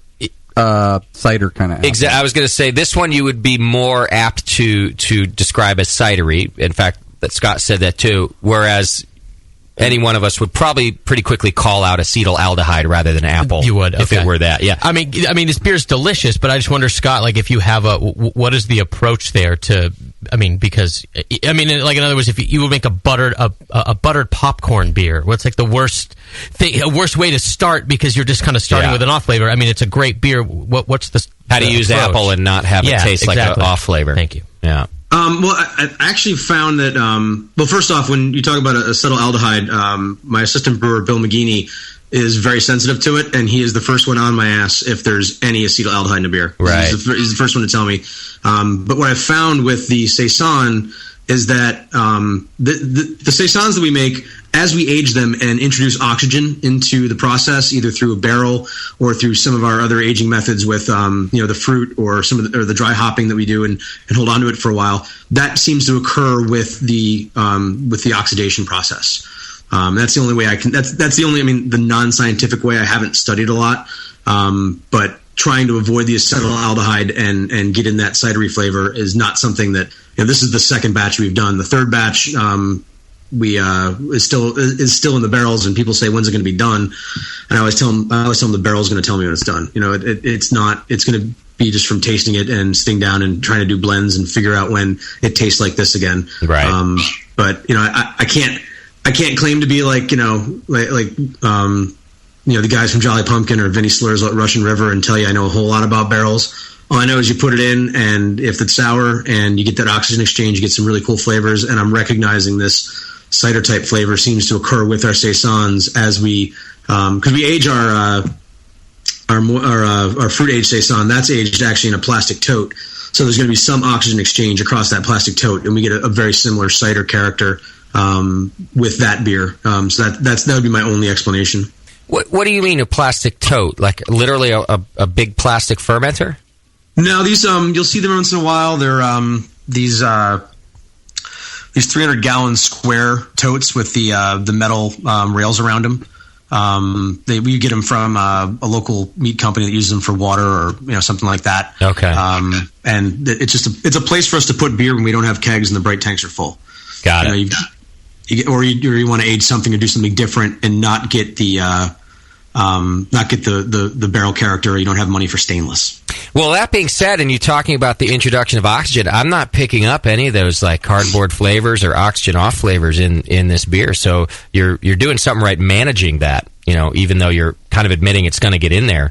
I don't know if it's just part of your blend or what, but it's got some acetobacter to it, which is that I wouldn't say vinegary kind of flavor to it, but it really in the smell. Okay. And that's the first thing I got of it. It's Rodenbach-y, basically. Okay. And that's from the oxygen. That's from some of the oxygen. It's not super strong like a Rodenbach. Right. Which puts a lot of people off from a Rodenbach. Yeah. I actually kind of like it in a But a lot of Rodenbach. people like Rodenbach, too. Yeah. So it's got like that kind of little bit to that. But that's pretty subtle. It is pretty subtle, but that's where he's getting it from is any kind of oxygen uptake. Got it. Okay. All right. Well, Scott, we've got more beer to try from you and a lot more questions, but I got to take a quick break. Can you hang out for a sec? Absolutely, man. All right, let's do that. We're going to take a real quick break. When we come back, more beer from Scott over at Round Guys. And also, I got a lot more to talk about, some crazy stories from the brewery. Plus, let's find out about some Berliner Weiss tips from Scott. I think we're even going to get a recipe. So hang in there. It's The Session. We'll be right back.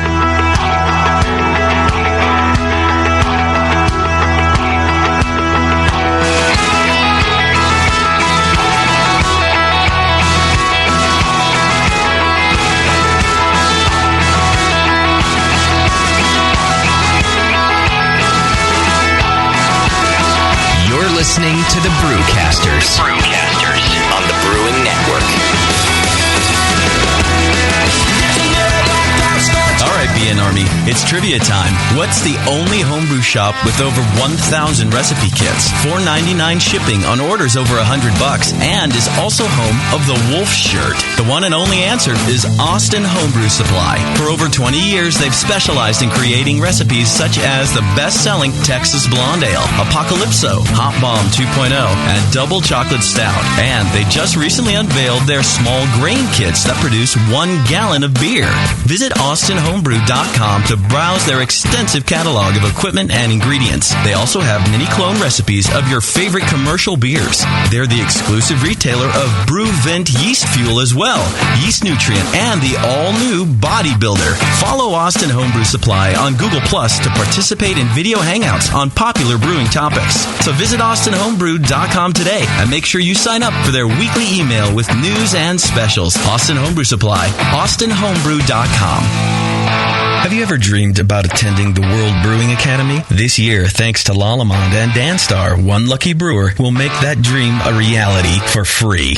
Lalamond and Danstar invite you to enter the Beer School 2014 contest. One lucky grand prize winner will receive fully paid tuition in the 2014 World Brewing Academy web-based concise course in brewing technology worth almost $4,000. From now until December 13th, 2013, every Danstar yeast packet you use is your ticket to enter. Visit DanstarYeast.com for the details and to print your official entry form. There's no limit on the number of times you can enter, so get brewing with Danstar and get your entries in to the Danstar 2014 Beer School Contest. Whether you want to build your home brewing skills or build a career as a professional brewer, this course will change the way you think of beer and brewing. Enter at DanstarYeast.com and get the dry yeast advantage with Danstar and Lalamond Premium Brewing Yeast and enter to win. BN Army, I'm here to talk seriously for a second. You all are partially responsible for something explosive, and it's time you answer for it. Moonlight Meadery is exploding. Yeah, exploding across the country with insane quality meads. With nearly 70 different varieties of mead on the market, Moonlight Meadery has blown up the mead category and completely reinvented it. Seriously? What? Seriously? What? You're paying money for that watered-down mead when you could have a Moonlight mead? Moonlight doesn't stop at 14% like most meaderies to save 40 cents a gallon. Moonlight meads explode with quality and flavor. They're a party in a bottle. Did someone say party? If you want mead and want the best, you want meads from Moonlight Meadery and will accept nothing less. Be a part of the BN Mead explosion and ask for, demand Moonlight Meads at your favorite bottle shop. Moonlight Meads. Girly names, manly meads. Hey, sign me up for that party. Hey, my brewing brothers and sisters. This is Jamel Zanishev, and I want to tell you about my favorite heretic beer, Shallow Grave Porter. I love the rich, malty character of this beer. While full and rich, Shallow Grave has an easy drinking finish that isn't too sweet. I've always loved my homebrew porter recipe, so when it's time to brew Heretic Shallow Grave, I started with that in mind. But I tweaked it with all my latest recipe ideas. Just like in homebrewing, I made sure we used only the finest malts that would produce the ideal flavor for this beer. We used select British malts to get the rich chocolate and caramel flavors, and we spared no expense. The result is a beer as dark as a moonless night, with hints of vanilla, coffee, and chocolate, perfect for a cool evening out in the woods. Cheers.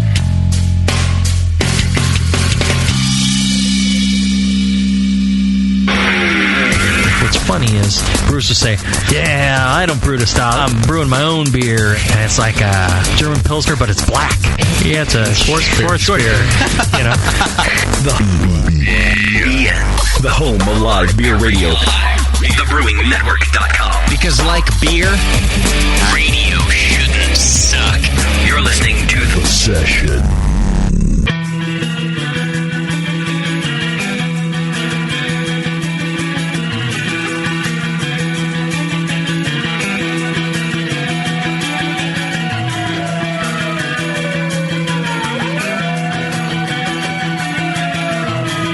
Tuned into this session because life's too short to listen to crappy radio.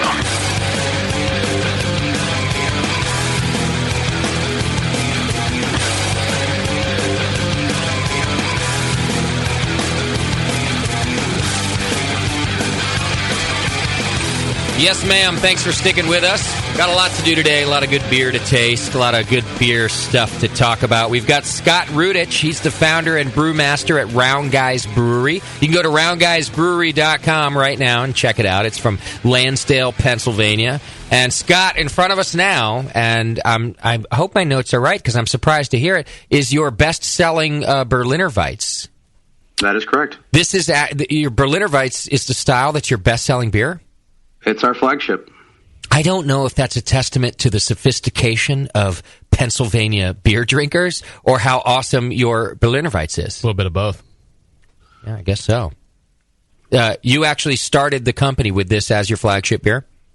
Yeah, it was a late. It was a latecomer to our flagship or to our portfolio. We launched in. Hold on, Scott just has to chug a beer. Attaboy. I'm getting over a cold, so every once in a while I'm trying to cough very quietly. But no, we right before we launched in December, we talked about having a sour, and we wanted something that we can brew quickly. And we love the Flemish sours and the old Bruins, but they just take a while, and obviously lambics as well. So yeah, we played around with a couple Berliner Weiss recipes, and we were able to turn around a Berliner Weiss in about 10 to 14 days. The first time we did it, it was really cheesy, and I called up Gene Brolé over at Tired Hands. I think at the time he was still at Iron Hill, and I asked him, how do I get rid of this cheesy smell? And he's like, well, hold your nose and drink the beer. But if you want to do it without doing that, then keep the oxygen out. And so we went back and brewed another batch and kind of perfected it on the homebrew scale. And that was one of the first beers we came out with. And we did have one commercial batch that came out cheesy, and we didn't catch it in time. So if you go on Rate Beer, the beer has a 48 because that's the people who are drinking the cheesy batch. And you go on Beer Advocate and it's got an 85 because that's, the people had the batch that wasn't cheesy. Got it. Okay. I don't go on either, by the way, because I feel like my palate can tell me if your beer is shit or not. But maybe that's not always true for everybody. It's only when that matters, that's for sure. Right. Exactly. So I've got it in my glass now, and this is a nice Berliner Weiss. I can see why it would be a good seller. Does it sell more in the summer than the winter out there, or do you even notice a difference? I mean, yeah, we definitely have an uptick in the in the summer, but we still, we'll still probably move. I mean, a 15-barrel batch will probably move 8 barrels. 8 barrels a month just in the Philadelphia 5 counties in the winter months. Okay. We'll push the syrups, especially around Christmas time. They can do the woodruff, the raspberry, and then peppermint, and do that as like a Christmas special. People seem to dig that. So do you provide that to the bars along with the beer? You basically also give them a syrup? We can. Our distributor in the Philadelphia area sells the syrups as well. Okay. We also... You talk to beer bars and places that are doing some really cool stuff. A lot of the chefs will make their own simple syrups. Nice. We'll offer to come in, teach the bartenders. We actually use the same stuff they package in Star San in. We'll actually give bottles to the bar and say, pour your syrup in here, and it's 3/4 of an ounce per pint, and so that we can get consistency out there. Right. And it really, for us, it depends on how the bartenders present the beer, because some bars it's gone into and it does really well, and some it hasn't, just because the bartenders don't understand it and the clientele doesn't understand it. But even people, they take the first sip and think, wow, that's sour. And in the pub, we'll say, well, now take another sip, and now that your palate's used to it, it cleanses your palate, and then you'll get a chance to taste again. And most people, upon a second sip, agree with that. And then we know that they don't really like sour beers. We'll give them with the raspberry or with the woodruff.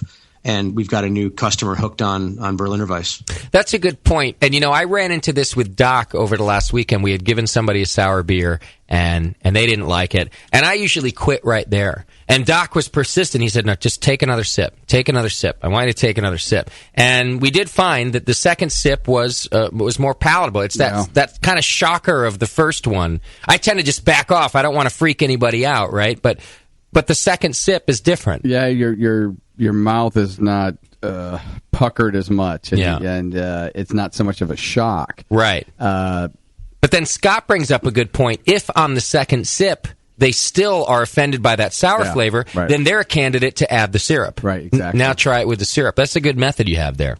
I like it. And it also works, too, a lot at beer fests. We have, the big macho dudes at a beer fest that, what's the most alcohol you have, or what's the hoppiest thing you have? Right. And they'll come over to us and like, what's the hoppiest thing you have? And, we'll say, well, we don't have any IPAs. Here, try this Berliner Weiss. And they're like, wow, this is really sour. I'm like, but it cleanses your palate. And they say, yes, it does.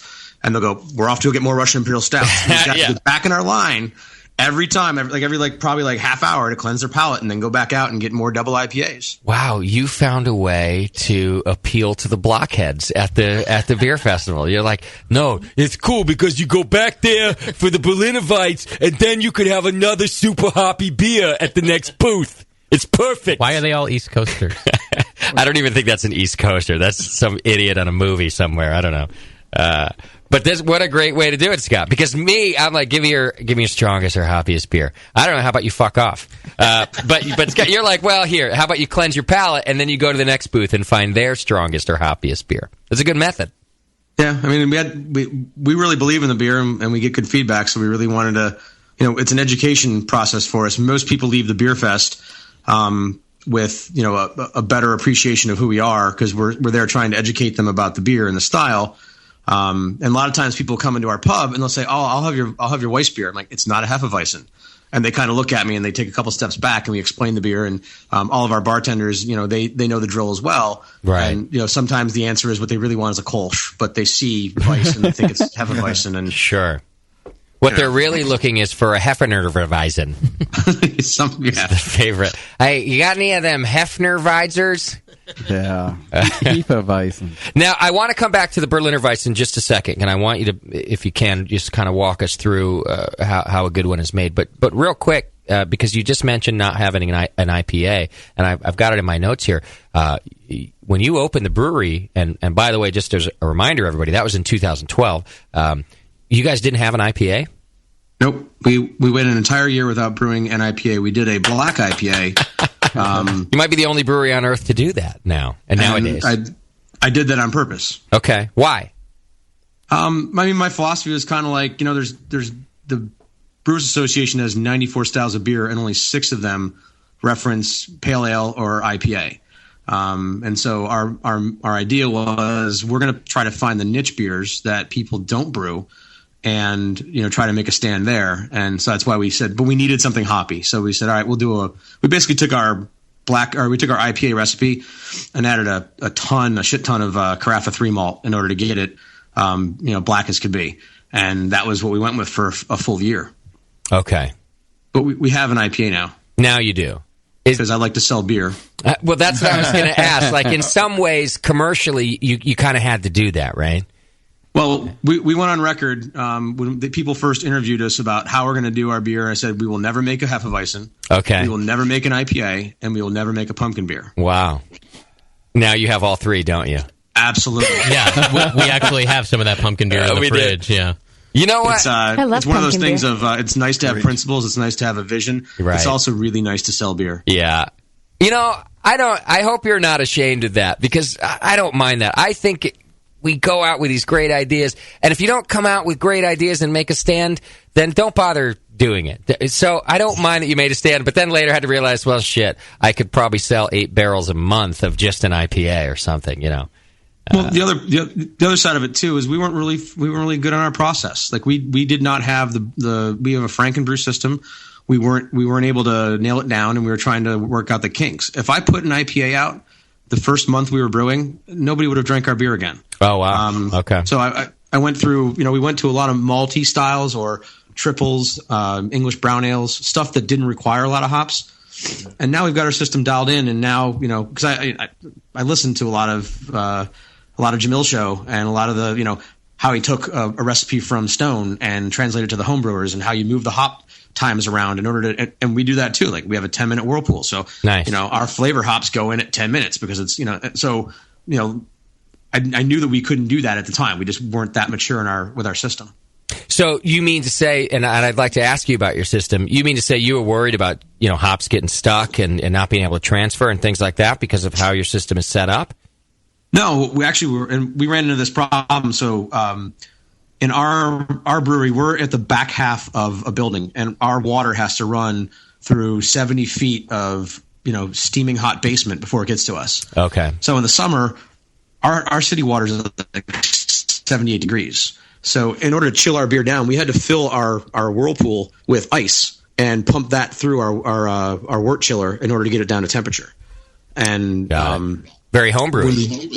Very homebrew, but at the same time, what was happening is it was taking us 4 hours to chill a beer. Right. And anything that was in there was not getting cold fast enough, and all of your flavor hops were migrating into your bitterness, and all your aroma hops were migrating into your flavor or into your bitterness, and you didn't have any of those hops. So, and what we found out is as the seasons cooled down and we started being able to use city water again, we were getting, again, aroma creep and flavor creep of our triple and our Saison. We were getting that Hallertauer grassy character that's normally in the aroma of our Saison was now flexing into the flavor, and we were noticing an off flavor. So, we kind of revised our brewing setup and rethought how to get everything down to a science so it was repeatable. Because when you're dealing with 8 barrels at a time, you need consistency from batch to batch. But for the most part, you're only putting out 12 kegs, and there's 1,000 accounts in the 5 counties around Philadelphia. So the likelihood of that beer being on tap in the same place at the same time is minimal. So you have some flexibility batch to batch, but by batch 5, 6, 7, people are going to start rebuying, and you really need to have your flavor profiles nailed down. Well, this is good stuff for homebrewers to keep in mind. And it takes you just a guy after your own heart who's paying attention to what the whirlpool does. And if his beer is sitting on that stuff for 4 hours, it does actually affect the recipe that he calculated. Right. Yeah. It's certainly the initial process lend itself to lower hop beers. And IPAs, wouldn't have worked on that sort of long whirlpool kind of thing. Right. Well, good paying attention, Scott. I actually listened to almost all of your programming, as I was driving to and from either work or, to and from the brewery for the first year and a half to try to absorb as much as I could, especially listening to, some of the pro brewers you had on and, Sure. what they were going through, and, it helped. I love it. I'm glad to hear that it helped. And you weren't a home brewer when you decided to open a brewery, I'm reading in my notes. Yeah. The other founder texted me one night back in like 2008 and said, we should start a band or open a brewery. Huh. So let's see. One makes zero money and one makes almost zero money. What should we do? One will get us laid and the other one... One costs nothing to start up and the other one doesn't. You're right. One requires more tattoos. Right. Which one? What a weird text message.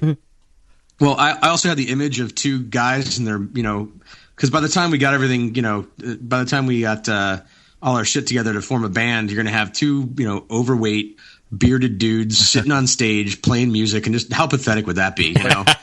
Where right, our physique and our facial hair is much more suited to the brewing industry.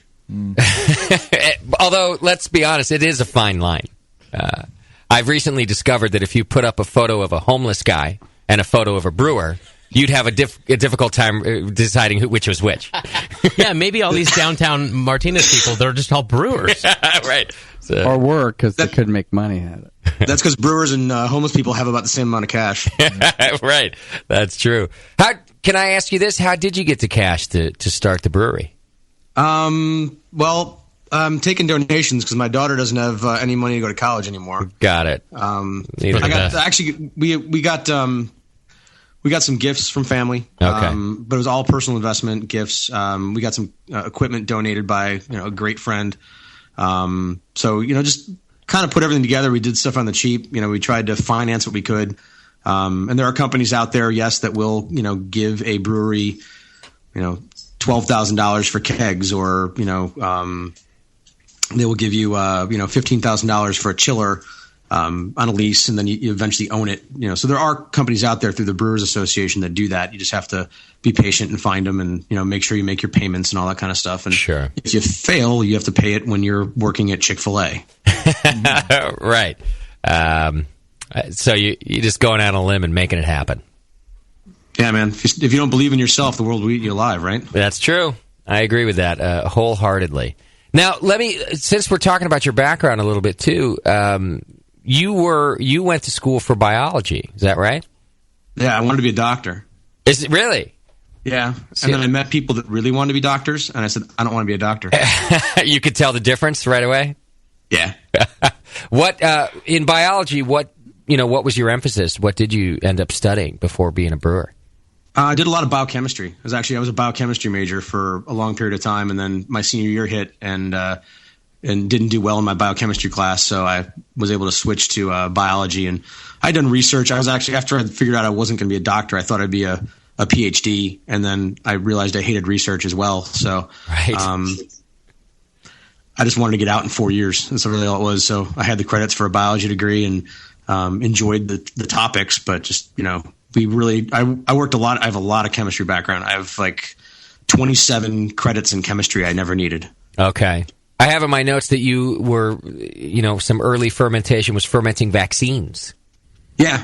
I worked for Merck Pharmaceuticals, and a lot of the vaccines they make they're actually grown up in yeast. They have the protein is produced by the yeast, and it will replicate within the yeast, and then they will break the yeast open and purify that protein, and that becomes the vaccine that goes into a child's arm, or an adult's arm for vaccinations. Wow. So going into brewing, with a scientific background, it sounds like you were pretty comfortable with the fermentation process.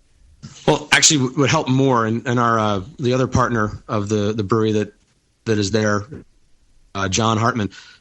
He and I both have experience in industrial processing. So the tanks we were using in the pharmaceutical industry are 3,000 gallons, which makes home brewing and some of our systems look tiny and miniature. So yeah. It's not so much the science; it's the understanding of good manufacturing practices and how to operate a factory is really what it is. Engineering. Got it. And now you mentioned your system. Speaking of kind of operating a factory, but you pieced together a brewery. It sounds like. Yeah, we had a gentleman, good friends of co-founder Rich. He said, "Hey, I've got a 600 gallon. Actually, I've got a 2,500 liter jacketed tank and a 1,500 liter tank. Do you want it?" Yeah, dude. How do we get it? He's like, "I'll put it, drive it out." And he lives in Iowa. So he threw in like a chiller and threw in a couple other pieces of stainless steel that he had, and we got these bakery vessels. One actually, our mash tun still says bread slurry tank. Nice. And our whirlpool says yeast propagator on it. It's still the same stuff they had there. And we have a local machinist that built screens for us and kind of helped us along the way. And for our boil kettle, we went and bought a 1,000-liter. Actually, through our friends at Freewell Brewing Company, we bought a 1,000-liter wine fermentation vessel that we use as our boil kettle. Got it. So and then to kind of piece, we talk about these, brewers doing this and grabbing a vessel here and grabbing a vessel there, but the hardest part is making them work together and how you're piping these things and running liquid from one to the other and the pumps and all that. Is that something that you had to figure out? Actually, the co-founder did a lot of the engineering. He had actually built helped build a facility for work that fermented the pneumonia vaccine. So he was really familiar with how to burn a factory. And without his knowledge, once he said, "Here's basically how to do it," I could and be like, "Okay, this is how the recipes that taste like they did in my garage." Piecing that together and knowing how to get the flow rates right, and wasn't my experience. I'm the yeast whisperer. I'm the cold side guy. That's what I'm best at. I'm get it out of the boil kettle and get it into kegs and make it tasty. It's been over the years that I've really been able to work all those things back into the hot side of things and been able to kind of make sure that the beer we mash at the right temperature. And that's one of the things I had to figure out was we had no calculations that we could put into our software to actually get a consistent. Like we would mash in. Like, hey, the software says we should mash in and we'll get 150 Fahrenheit, and it would be 146. And the next time it would be 153. So I actually pulled up Palmer's book and went back and worked out all the calculations for the entire brewing system. And now I have a little spreadsheet that I take the stuff out of Beersmith and say, all right, now this is what Beersmith says. How do I actually get it to work? And it's all those calculations I had to pull out of, how to brew. See, you're describing exactly my brew day, except that I'm such a lazy douchebag that I would never think to open John Palmer's book, and all the answers are right there. I just come in here and bitch to Tasty and Doc about it. Why my temperature one time is 146 and the next time it's 153. It's exactly what you're describing, except that you fixed it. Yeah, well, see, Scott, you think you don't like research, but in fact you do, as long as it's about subjects you care about. Right. Dude, get me on Wikipedia, and I can spend like 13 hours just clicking links. Like, oh, I want to learn about this. Ooh, and next thing you know, I'm on like Vietnamese prostitutes, where I started out like reading about like the boll weevil or something like that. Well, hey, don't be so hard on yourself. That happens. It's okay. Scott, let me do this. We're having a couple audio problems with your Skype, so I'm going to take a quick break, and when we come back, I want to get back to this Berliner Weiss, if we can do that. Cool. So hang in there, guests and listeners. We're going to take a real quick break. When we come back, we'll learn how to make a great Berliner Weiss, which is what we have in front of us here. Hang in there. It's The Session. We'll be right back. You're listening to the Brewcasters on the Brewing Network.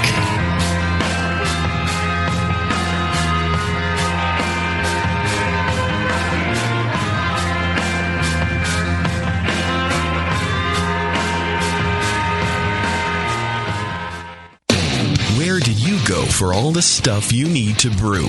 Homebrewstuff.com, of course. In their Boise, Idaho storefront and warehouse, they have more than 750 craft beers and 8,000 square feet of homebrew products in stock. The staff at Homebrew Stuff are homebrewers themselves. They try out just about everything, including the beer, so they can answer your questions knowledgeably and correctly about brewing, kegging, and anything else you might need to ask. Don't live near the Homebrew Stuff store? Visit homebrewstuff.com online and take advantage of their $7.95 domestic shipping available on most orders. Homebrewstuff.com is a proud sponsor of the AHA, NHC, GABF, and countless other acronyms. So if you're a homebrewer looking for great people, a great selection, and great deals, head to homebrewstuff.com, online or in person. Visit their YouTube channel for loads of free how-to and product videos. All of the stuff you need to brew. homebrewstuff.com.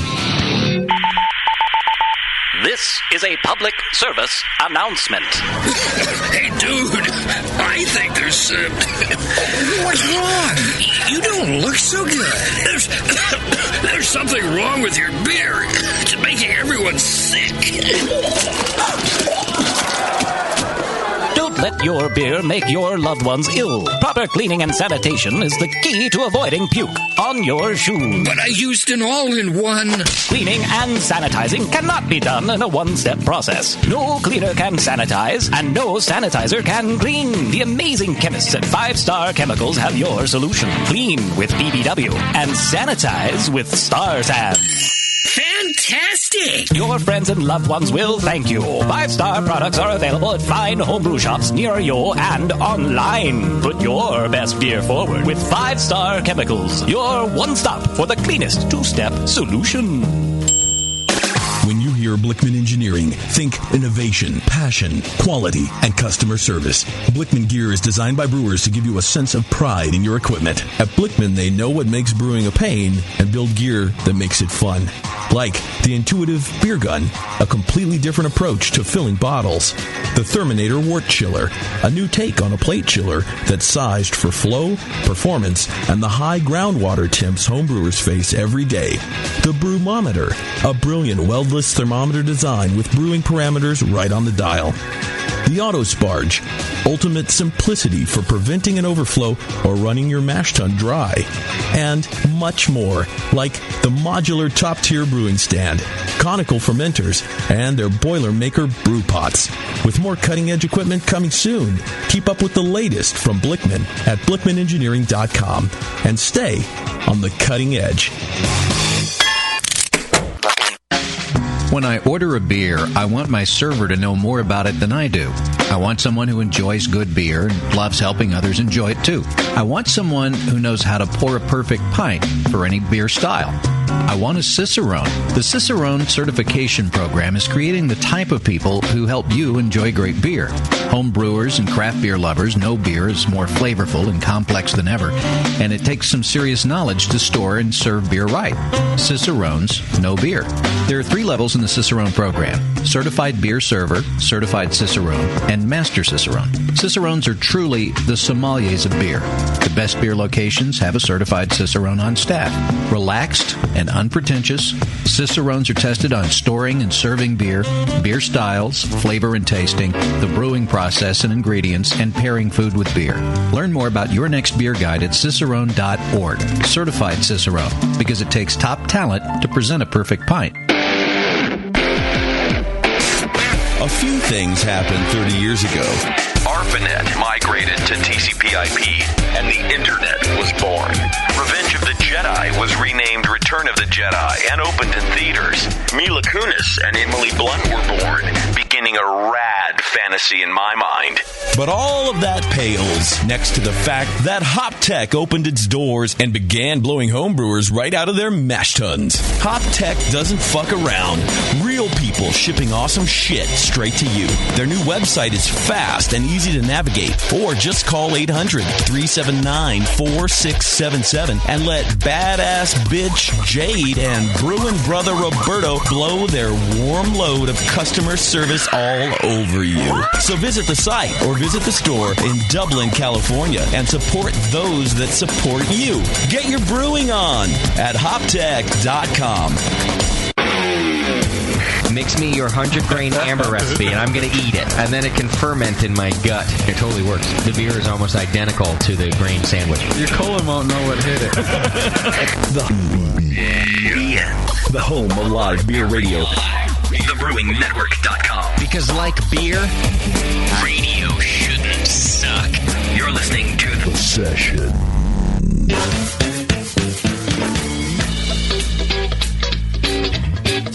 888-401-BEER. This is The Session.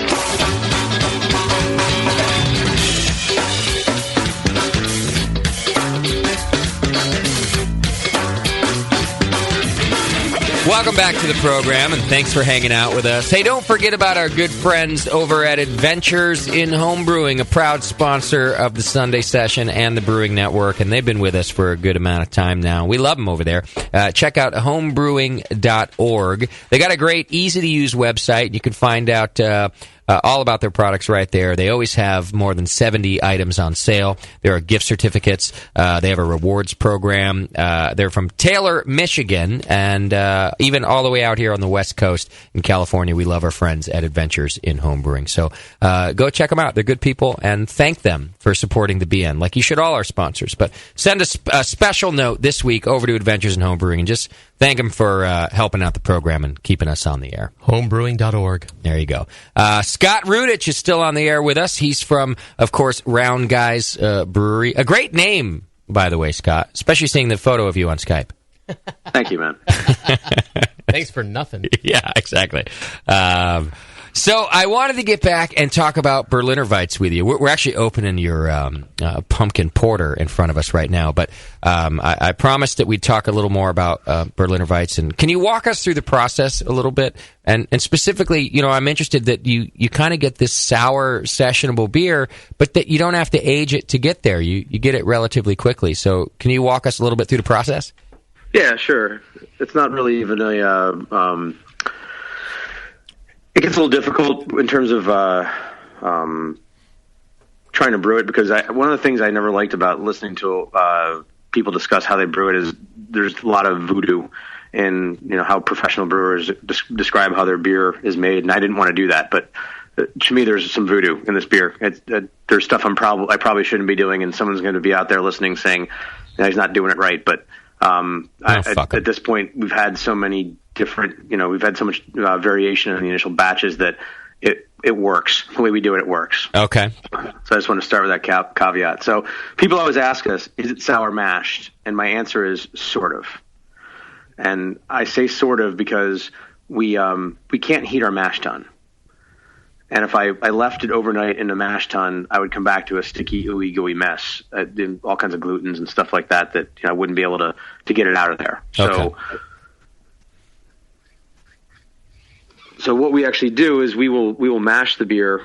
We mash hop it. We do not boil it, and then we will run it off into our fermenter. Our fermenter is completely purged with CO2, so there's absolutely no oxygen introduction once it gets into the fermenter. And then once we get it in the fermenter, we will take a healthy dose of lactobacillus that we grow up, and we'll put it in there. And the reason why we grow up the lactobacillus is lactobacillus actually creates a toxin which will keep Acetobacter and E. coli at bay, and those create the baby diaper enteric and vinegar flavors. And then once we get that done, I actually will take a big hop sack, fill it full of grain, and put that in the fermenter and let it sit for 2 days. All right, hang on, Scott. You're blowing my mind here for a second. So we got to back up for a second. Sure. You skip the kettle entirely. Nope. Yeah, absolutely. It goes right from the mash tun into the fermenter. What are you mashing at? What temperature are you there? About 142. And you hop in the mash. It's a low hop beer anyway, so I suppose we're not talking about too many IBUs. Well, we joke around and we say it's got one IBU. Perfect.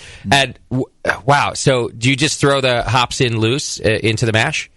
Yeah, and we actually have to do that for federal regulations. You're required to use hops. If you don't use hops, you have to go to the FDA, and it's considered a malt specialty beverage or something else. And it's just easier to throw a quarter of a pound of hops or a pound of hops in the mash tun.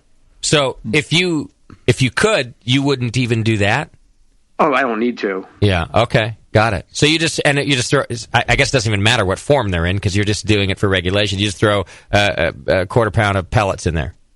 Yeah, it's actually for this recipe at this size, it's 14 ounces of Apollo hops. Or we've been using Nugget lately, so you're probably talking about 17, 18 ounces of Apollo hops in 500 gallons of beer.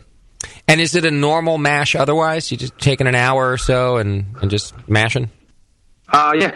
Okay. And then you run that off, but you run it off into a fermenter? Yep. Okay. So that's my first thing. And you're running off at 150 to 165 or something like that? Actually, we send it through a heat exchanger. Oh, so you're cooling it into the fermenter. And what temperature are you going in at? About 105. 105. Then you add the grain at that point? I'll add the lactobacillus culture that we have. Culture. Okay. And then I'd take one of those big nylon hop sacks, like almost like a brew in the bag type of sack. Yeah. And I'll fill it with probably 4 pounds of usually mute malt. That's usually what we have, and I'll suspend that in the fermenter and just let that sit for 2 days. What's that for? Well, that's where you're going to get so I'm putting lactobacillus in there, and it's mimicking the sour mash process. So all of the wild yeast and all of the native lactobacillus that lives on the grain have a chance to get in there, and so that's where you get a lot of the funk and a lot of the the character of our Berliner Weiss. Our Berliner Weiss is actually part Berliner Weiss, part Goza. I just don't add coriander and salt. Okay. A Goza is supposed to be a spontaneously Brett fermented style beer. The Berliner Weiss traditionally uses a clean yeast. We just choose to use lacto, and then so getting ahead of myself, 2 days later, before the grain gets rancid, I'll pull it out of the fermenter, and then I'll put a Brett Brux culture in there and let that finish the fermentation out. Okay. And all this at 105 degrees? Well, I mean, by the time you get down, it's probably somewhere around 85 by the time I put the bread in there. But there's wild yeast. I mean, that thing is usually it's usually fermenting pretty vigorously and smelling like a really bad fart by the time I get in the second day. Okay. So there's natural yeast and Brett on the grain that's starting the fermentation. Right. I just put the Brett Brux in there because I wanted something that could operate at a low pH, and our pH usually comes in around. By the time I put the bread in, it's usually somewhere around like 3.5, somewhere in that area. And I just want to make sure I've tried to find something what ferments really well at low temperatures, low pH, and look into the lambic brewers, and Brett does a really good job at that pH. Are you getting a pellicle that early? No, we don't actually get a pellicle at all because it's completely under CO2. You only get a pellicle when the Brett is in presence of oxygen. It's trying to block it out. Yeah, so as long as we keep it under CO2 the entire time, because and one of the problems that we had with our early Berliner Weisses was we get oxygen in there and we get baby diaper, enteric, Parmesan cheese, all these kind of off flavors, which you close your nose and you drink the beer, it tastes exactly like what you guys tasted tonight. But who can get past Parmesan? Right. Serve it with spaghetti. Well, yeah. That's all you could do. There's no saving it. So if I'm home brewing this and I transfer from my mash tun to the fermenter at 105, if I have temperature control, would I want to keep it at 105? Or it sounds like you're just not doing any temperature control. You're transferring it at 105 and then just letting it drop to wherever it ends up at. It's 500 gallons of wort, so right. it's got enough thermal mass to hold, especially in the tanks that we use. Okay. I mean, you can transfer over. When I would do it on the homebrew scale, I would do it typically in a bucket because that's the easiest to get it into, and would because you can actually take the airlock off the bucket and stick a thermometer in there and check the temperature. And once it got to the right temperature, I would pitch in the lactobacillus. And then I always had my canister of CO2, and I would put that, the hose right over the grommet, wait for the bucket to swell, push the lid back down, expel everything, and then, fill it up again and put an airlock on, and it would be fine. Okay. And the right temperature to put in your lacto is what? That's where you're at your 85 or so?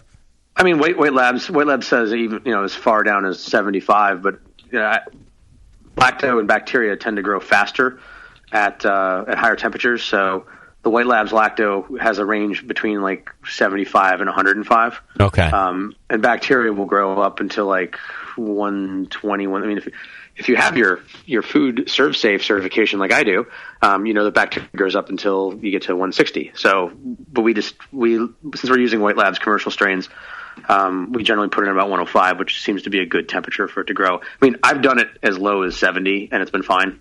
Okay. Again, there's I'm sure Chris White would be shaking his head listening to me, but it's the voodoo that we do, and it works. He actually would just say it depends, and it sounds like whatever works for you, it's fine. Okay, so then later on you add some Brett and you let it finish out. How long is a full fermentation of this beer? 10 to 14 days. Okay, and at that point you have what we've tasted as a Berliner Weiss tonight. Yep, basically. Absolutely, it's a done deal. Okay, but it's the 2-stage fermentation. You need a lot of the Berliner Weiss strains, or a lot of the recipes have you putting both of them in there, and then you have to wait for the lacto over time to sour it, or you have to wait for if you sour mash, you have to wait for if you sour mash it, that's the way to get your sourness and keep it there. And you can kind of taste your beer and do your pH, and that's the traditional way to do it.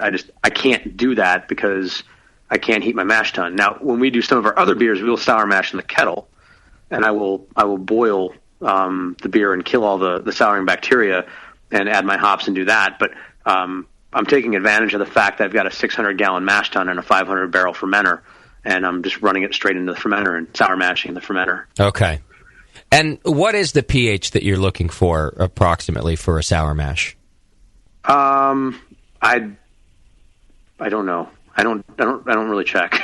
You mentioned that yours is around 3.5 or something when it's done. Right? For the Berliner, yeah. I mean, we've taken a couple strips and tried it, but now it's more based on taste and gravity. Okay. We kind of have a method. When we first pulled out the strips, it was coming around 3 when we were adding the Brett. It was running fine. Got it. Well, tastes fine to me. I'll give you that. Thank you. Can we get the recipe for this one?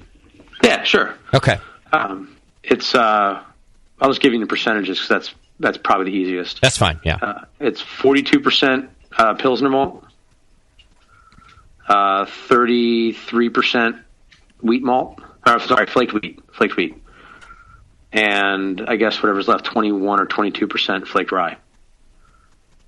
Okay, pretty simple malt bill. Yeah, and it's my favorite beer just to actually mash. Like the smell in the brewery is amazing.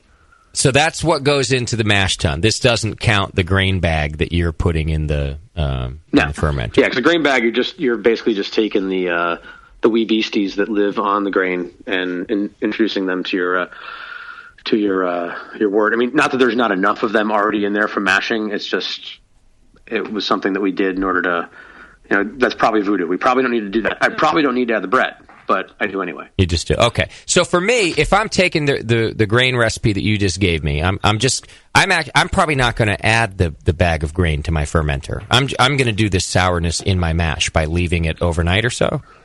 Yeah, you could, or you run it off in your kettle and you leave it overnight in your kettle. Okay. If you're gonna do it in your kettle, take Saran wrap, put it over, actually Saran wrap your kettle and make sure it's tight. Put Saran wrap over, then wrap it around the edges in order to make sure it's tight, and then bubble CO2 through, and that will make sure that you get a clean lacto fermentation instead of an acetobacter fermentation or an enteric fermentation. Okay.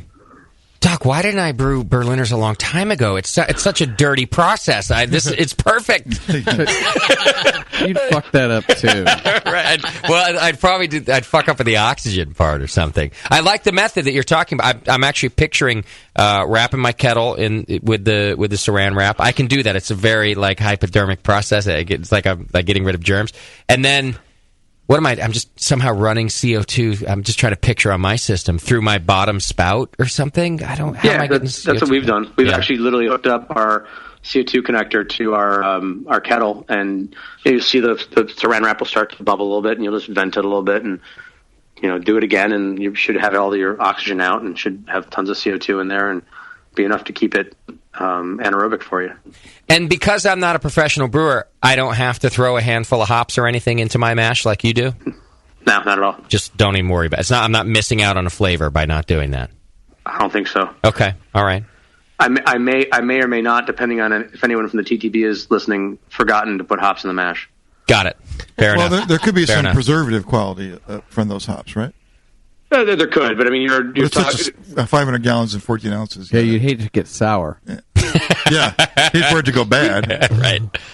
We sparge we have a 185 degree hot water heater. So when we sparge, you only have 185 degree water going in there. So you really shouldn't be isomerizing, but there might be some oils that come through and help out.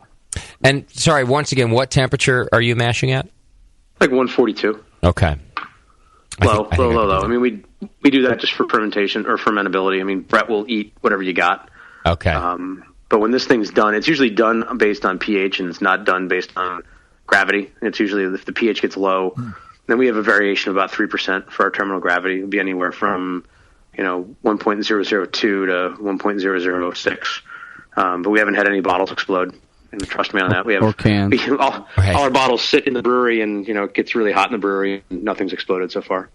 Doc, let me ask you this about the mash. Because the pH is a factor, I'm looking to sour this thing.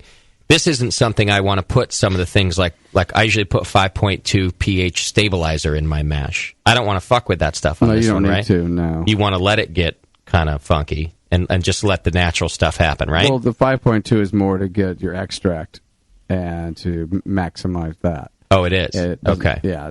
The lactose is what's going to push the pH down. I see. Way past that point. With or without 5.2, it would have done that. Yeah. I see. Okay. And actually, the 5.2 might mess it up some because of the buffer. That's what I was worried about, that it might counteract what I'm looking I told to you do. to fuck it up. That's why I'm asking. Okay. All right. And so then I put this in my... If I'm doing it as a homebrew, I take the grain bill you just gave us. I bring that over to the kettle. I leave it overnight. And then I put it in the fermenter and pitch some lacto.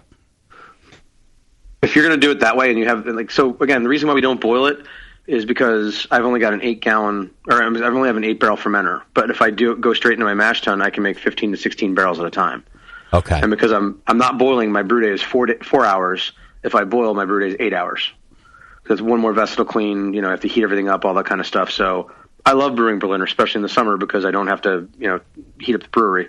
I go right into the fermenter. But if I do anything else and I'm going to be fermenting it on clean yeast, I'll actually boil it for, a period of time in the kettle in order to stop the fermentation, to stop the whatever, because if you have a mash tun and you have a boil kettle and you're going to be introducing it into your fermenters, you can have a dedicated set of sour fermenters, but this is a way, if you boil it for 15 minutes, you'll kill all the bacteria and kill all the Brett. You'll still have the sourness, and then you can ferment it out with the yeast of your choice.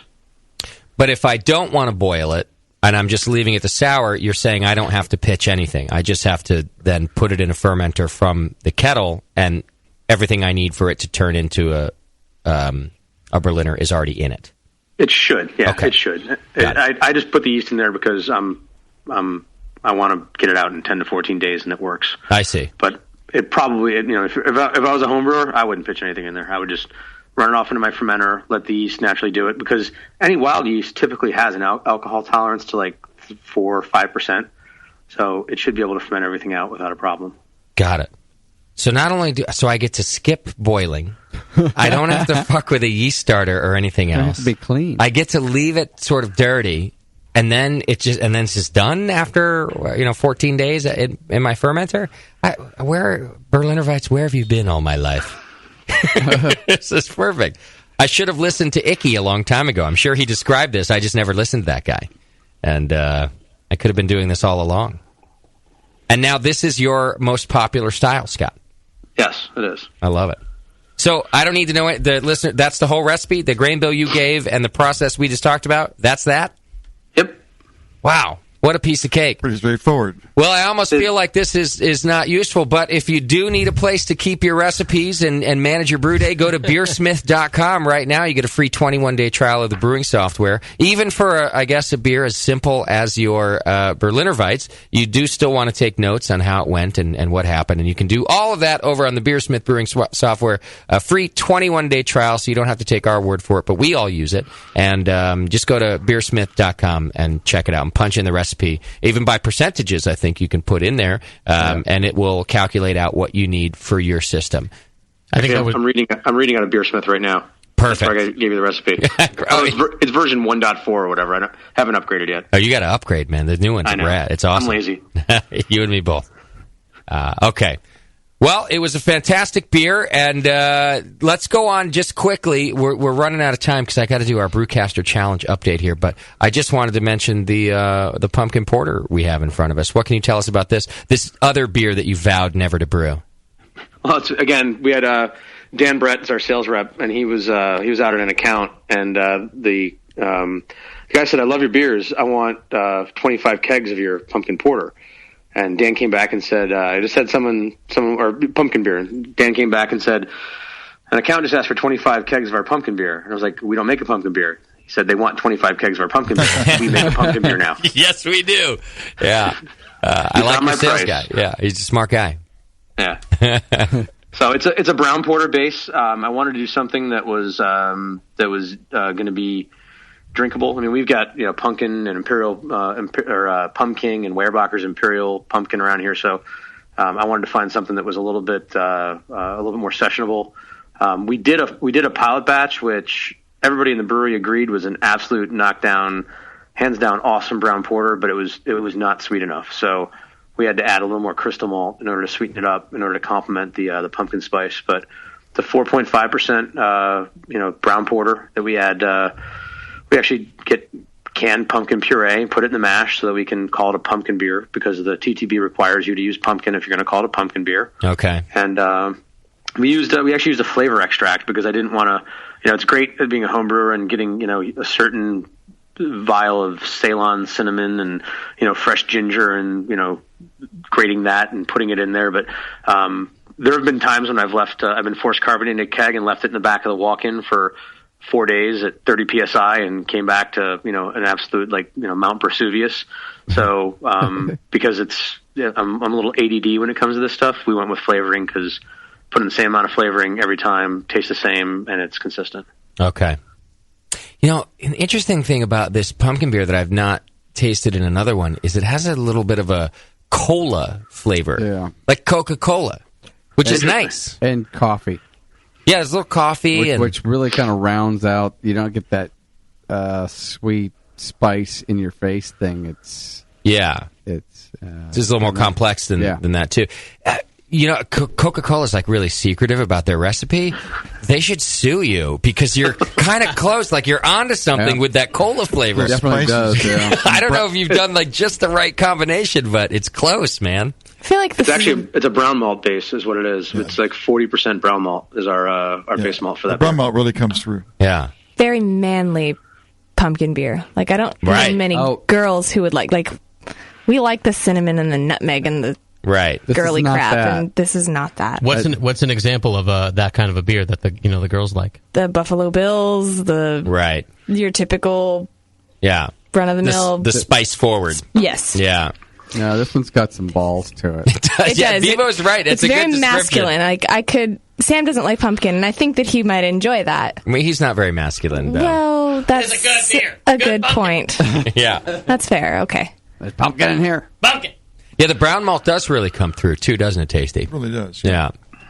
I get lampooned, or I get digs from my brewing staff because we basically, we have a lot of home brewers that come in and help us, and we basically use pale ale malt and pilsner malt because it's nothing worse than, hey, we got a demand for this beer and we have to make a beer and we use pilsner malt, and that basically most of our beers are pilsner malt, Munich malt based, or pale ale malt and Munich malt based. Because one, I love Munich malt, so I, as a listening to my staff, I said, all right, we'll use brown malt as our base malt for this beer, just to kind of shake it up a little bit. Got it. It works. It does work. Yeah. It's we were just talking. We had a meeting with Scott and JP talking about doing it's October coming up, and we're talking about doing a pumpkin beer show, and we get a lot of bad feedback on our pumpkin beer shows because most of our dude listeners just don't really want a spicy pumpkin beer. But this is a good example to talk about because it has a little more balls. It's got something else going on with it, like the use of a brown malt instead of just relying on some of that nutmeg and cinnamon shit. Yeah, I mean, I find that brown malt and offensive. pale chocolate. And what? Sorry? Pale chocolate malt. That's the brown malt, just pale chocolate? No, brown malt and pale chocolate. Oh, malt. Brown malt's a style of roasted malt, and pale chocolate is the other key malt in that beer. Got it. And any others, like you did mention pumpkin puree, but did you also, did I miss that you also do put some spices in it? Yeah, we have a flavor extract company down in Baltimore or somewhere in Maryland. And the guy came up one day, and we were actually playing with all the extracts in our Berliner Weiss and trying to see if we can get flavored Berliner Weiss using the extracts. And I asked, do you have a pumpkin spice? Because I knew we had to make this pumpkin beer. And again, I want consistency. I just want, each batch to taste the same, and spicing, and, Tasty can tell you leave spices in for 2 days and it's fine. You leave spices in for 4 days and it's as stringent as all hell. Okay. So the extract is a little easier to manage. Yeah. Okay. Yeah. Got it. I have a bunch of the new neighborhood I moved into. Halloween's big. There's fucking kids and parents everywhere. So I want to have a kid's side and a parent side of my house this year because I was sort of caught off guard last year. I had to go out for more candy. I was like the asshole who didn't have any candy. They're all knocking on my door. Well, this would be the type of pumpkin beer I would serve to the parents. That I wouldn't be ashamed to serve to the guys who came up. I go, hey, we got a pumpkin beer too. This one, it's got a little bite to it. So.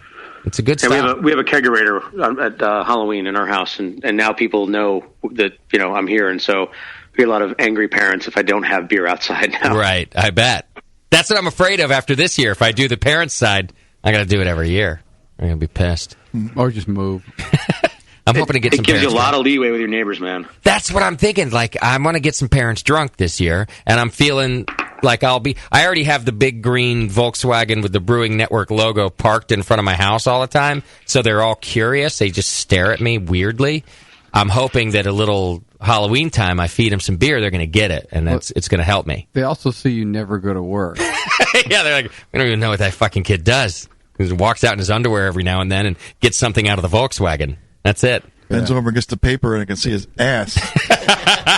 Yeah. Well, I like this. This is a fine example of a pumpkin beer that you should be proud of, man. Thanks, man.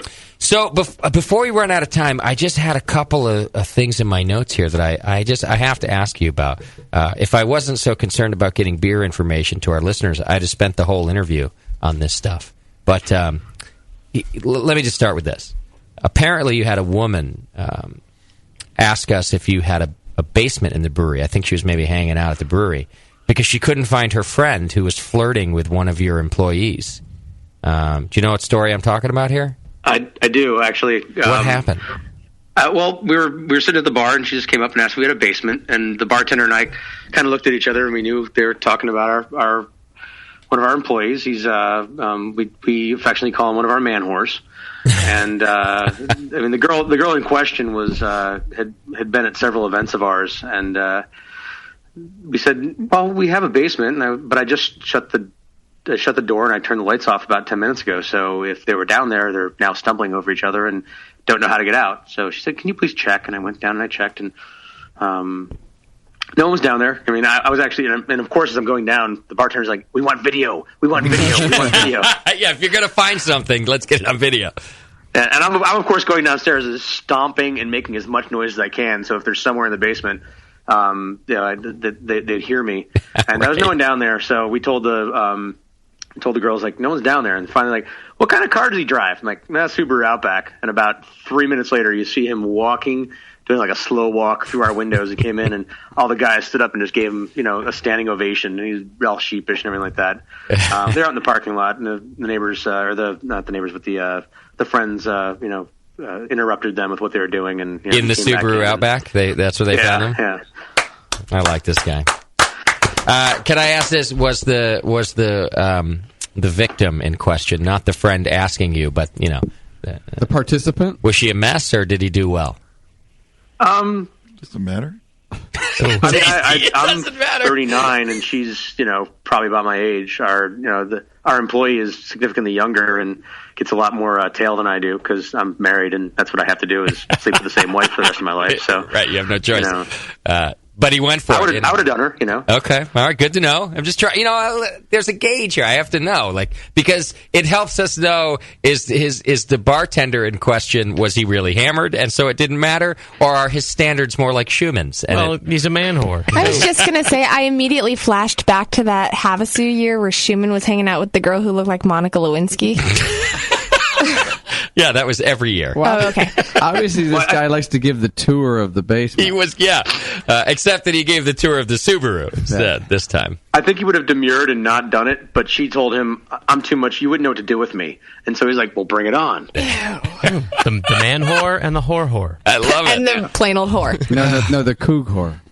God bless whores of all genders. Okay, here's another question for you. I see that you hired a bartender.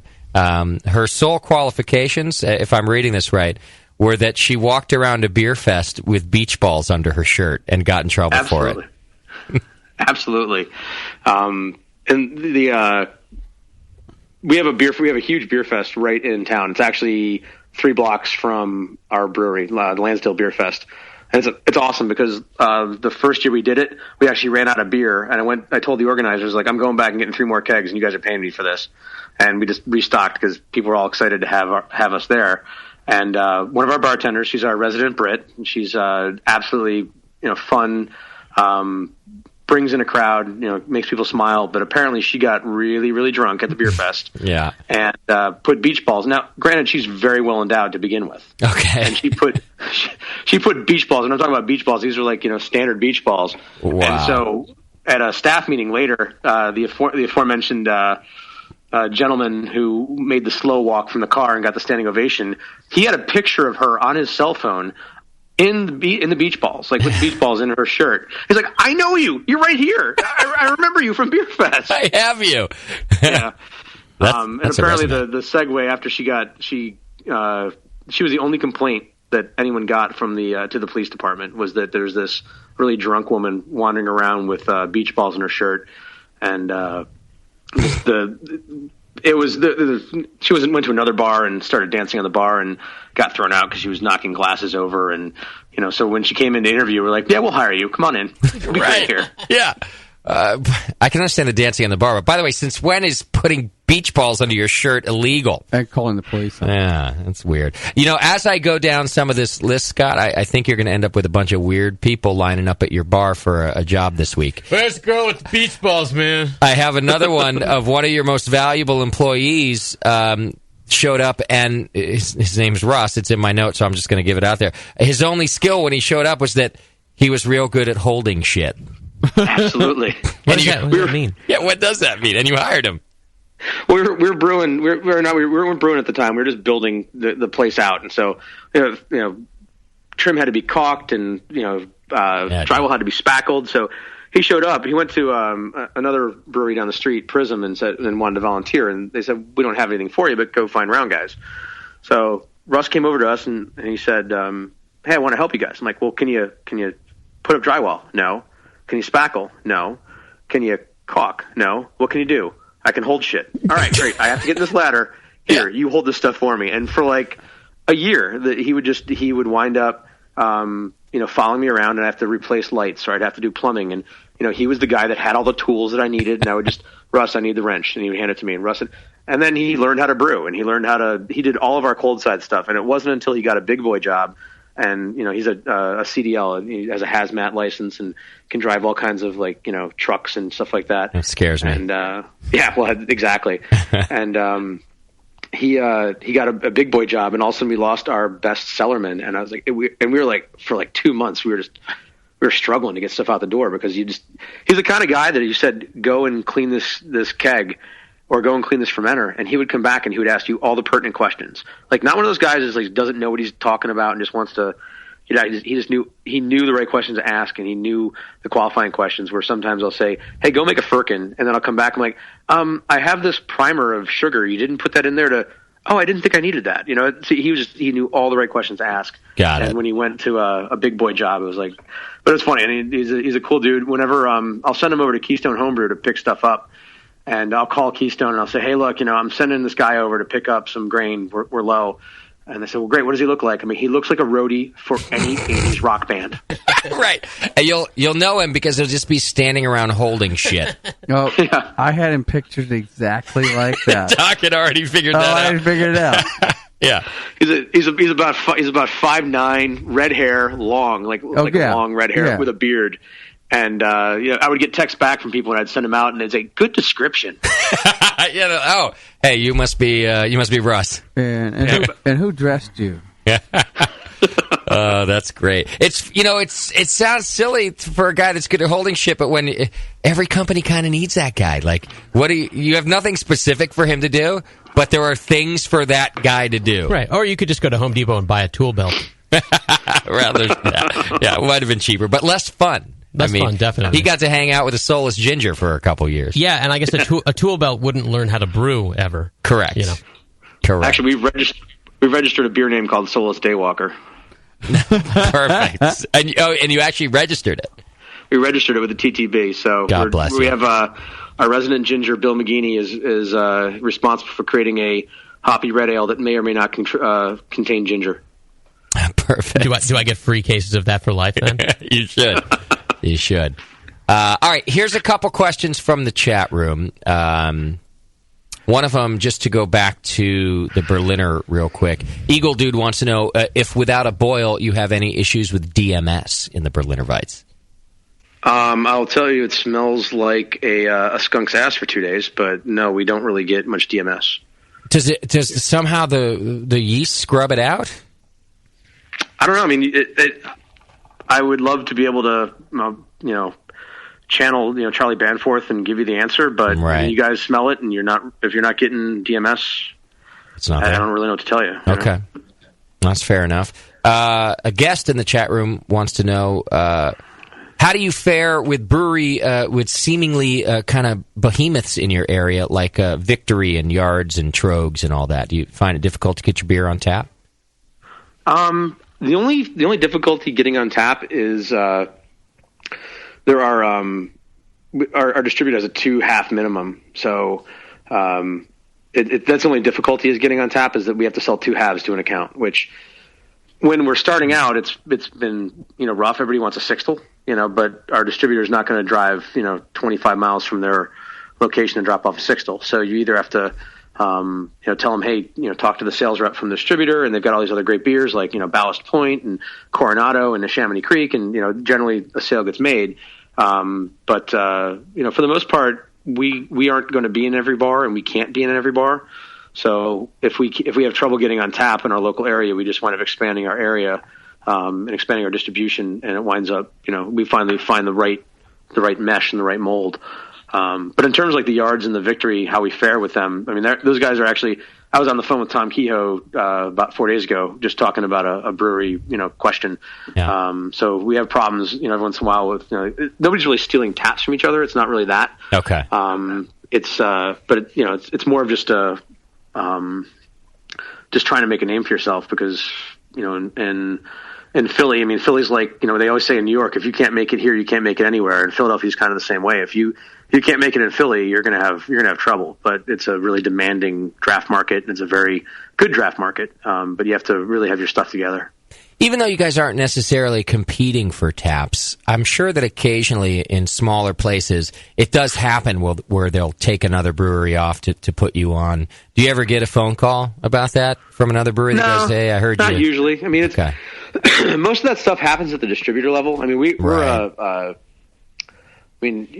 a 3-level, control state. Actually, our distributor in the Philadelphia 5, actually, all of our distributors in Pennsylvania own our brand rights for life. We have no rights to our brand anywhere we've signed with a distributor. They own them. If they want to change, if they want to, if I want to sell and say you're not doing well, it's a really, really big hassle. So you have to find the right partners. It's kind of like if someone said you're going to get married to somebody and divorce is not an option. That's kind of Catholic. How the distribution is here. It's very Catholic. You've signed up with a bunch of Catholic distributors. By the way, no matter how bad it gets, you're fucked. No, the Catholic distributors would only carry Lost Abbey, with the crosses on the tap handles. Yeah. And our distributor is great for us. It's just, as a new struggling brewery, you're always just, you're struggling for taps, you're struggling for market space, you're struggling for, attention. When you got, you got some really hefty brands in the distributor's portfolio, it's great. But our distributor out in Lancaster just picked up Yards shortly after we started, which is great because now, they can go out and they can say, hey, buy a half of Yards and buy a half of Round Guys. And that seems to be helping us a lot because it really, it strengthens the brand. Got it. That does sound kind of gnarly Round Guys. So you'd like us to distribute you. All you have to do is sign this paper that says you belong to us forever. Yeah. That sounds harsh, man. I'd be afraid of those contracts. But what it's like in Jersey, if you don't like it, give us 30 days notice and you're out. So it's kind of weird. I'm used to like this. You're blood brothers with somebody, and you have to, kind of work through all your kinks. Where in Jersey, you're just kind of like, eh. And in some ways, it's good because it's really, it's made us better brewers. It's made us better at, supplying the market. Because if not, we would still be, some delusional brewery that thought that we could exist without an IPA, and people would pay attention. But people want IPA. just brewed a fresh hop IPA. You know, we have a pale ale that we brew. It's a session IPA brewed with Brett.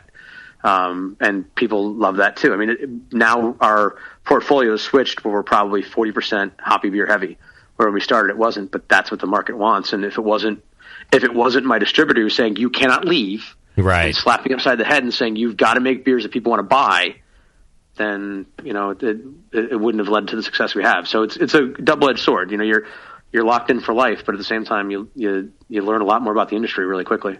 Sounds like you're becoming a soulless ginger. You know, I'm just a businessman. Yeah, I don't blame you, man. Of course, you know, family man. I'm everything. You know, of course. Well, you're making great beer, and it's working for you, and you've got a lot of fans out there because we got a lot of emails about you, both before having you on the show and then once people found out you were on the show. So keep it up, man. You're doing a good job. Thanks, man.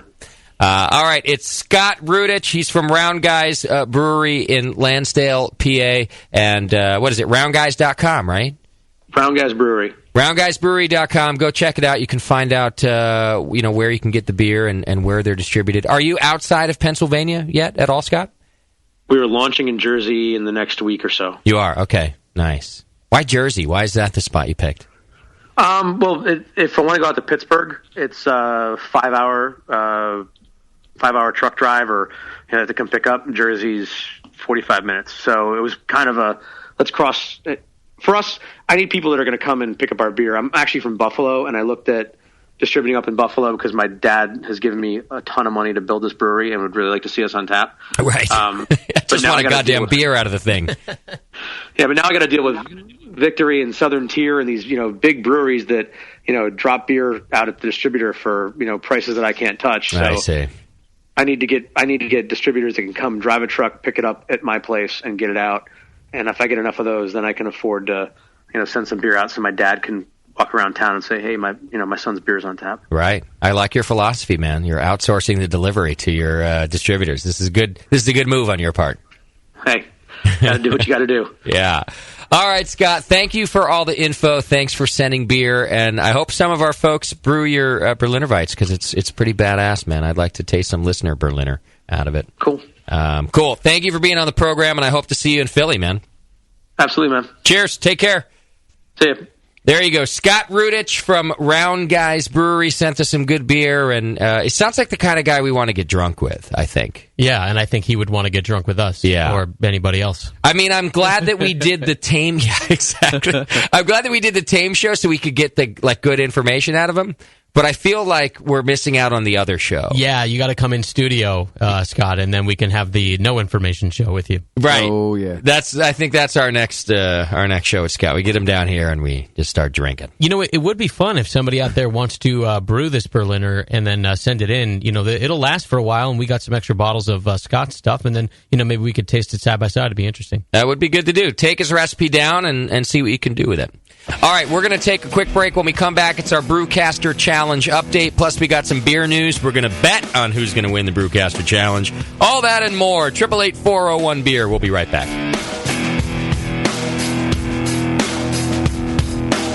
You're listening to the Brewcasters. The Brewcasters on the Brewing Network.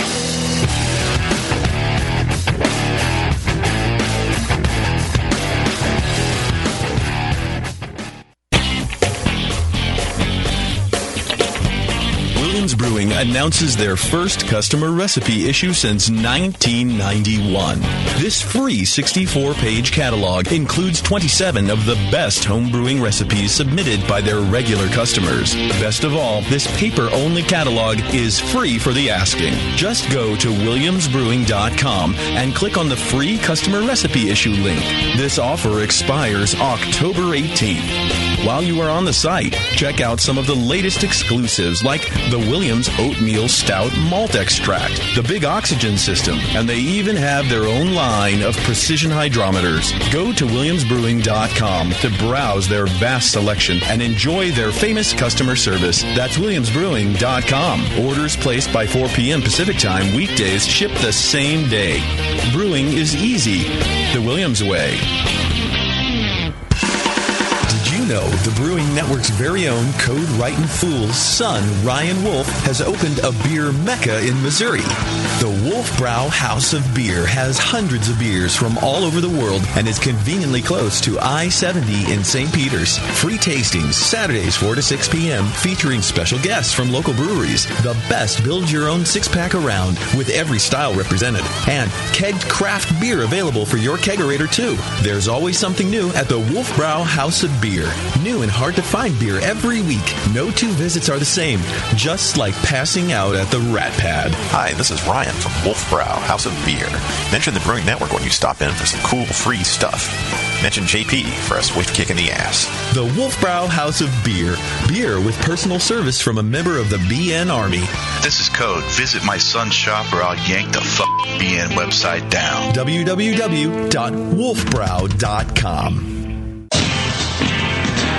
Here's a bite for beer lovers. Soft caramel made with real craft brew and coated in chocolate. And Hop Drops, hard candies made with real hop oil. Introducing Beer Candy from beercandy.com. Beer Candy's amazing caramels come in 4 mouth-watering flavors. IPA, bitter gold, wrapped in smooth white chocolate. Lager, made with a familiar beer from Boston and coated in milk chocolate. Lambic, soury Belgian goodness full of fresh raspberry and dipped in dark chocolate. And Stout, roasty cocoa chocolate insanity. Hop Drops are made with Fuggles or Cascade hops and are known as the candy that bites you back. Choose from sampler and full sizes of both and make your mouth jump to life. All at beercandy.com. Hop Drops and beer caramels. Satisfy your sweet tooth as only a beer lover could with Beer Candy. Visit beercandy.com today. Hey, Wooly, I'm beat. Can we find a nice tree to just hang out in for a while? You're beat. I've been swinging through this forest for 50 years, ever since we first escaped from the circus. I know, but there's got to be more to life than exploring this creek and trying to populate the valley by copulating with loose, hairy girls. Marquis, stop. Look! What is that? It looks like a man-made treehouse with fresh food and craft beer. Welcome to the Creek Monkey Tap House, boys. Grab a seat. Creek Monkeys drink free. Awesome! The Creek Monkey Tap House in Martinez, California takes their mission of fresh food and beer seriously. They only serve locally raised beef and chicken, as well as local sustainable produce. It's better for you and the planet, and it just tastes better. The beer and wine at Creek Monkey Tap House are chosen with the same care for the highest quality and rotate frequently to make each visit an adventure. Swing on into the Creek Monkey Tap House and enjoy a new legend of amazing food, beer, and wine. The Creek Monkey Tap House, online at creekmonkey.com.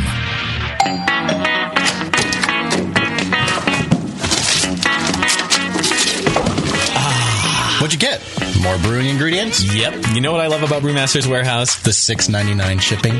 Well, yeah, but... the in-store classes for beginning brewers. Yeah, that's cool, but... the Brew Builder. Creating and saving your recipes online is awesome! No, I mean, yes, but... The cheese-making supplies. No. The wine-making supplies. The distilling equipment and liquor flavorings.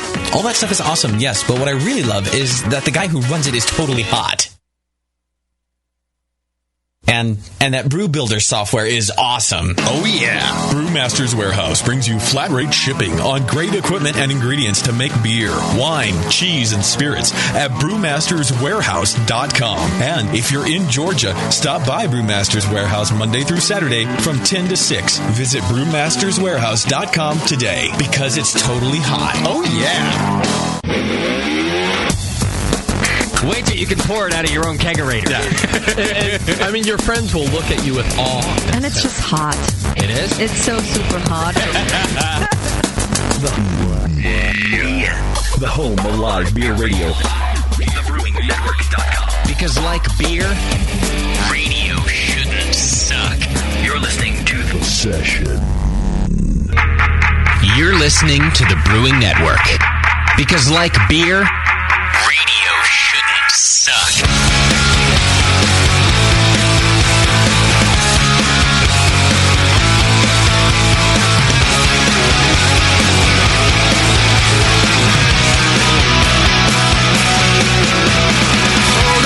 All right, welcome back to the program, ladies and gentlemen. Thanks for hanging out with us, and thanks to Scott Rudich from Round Guys Brewery in Lansdale, PA. Go to roundguysbrewery.com and check them out. Thanks for sending all that beer too, Scott. It was good stuff, and I'm a big fan of a good Berliner Weiss. In fact, all of the sours that we had were nice, and the pumpkin porter, to be exact, was also manly nice porter. Yeah. Manly pumpkin. Right. All right. So we got a couple things left to do here, and one of them is to get ready once again for our Brewcaster Challenge, which, as you might remember, this time around is against Moscow and Jamil. Round four. It's round 4. Now, of course, we gave Jamil a little bit of a handicap. He's not allowed to boil.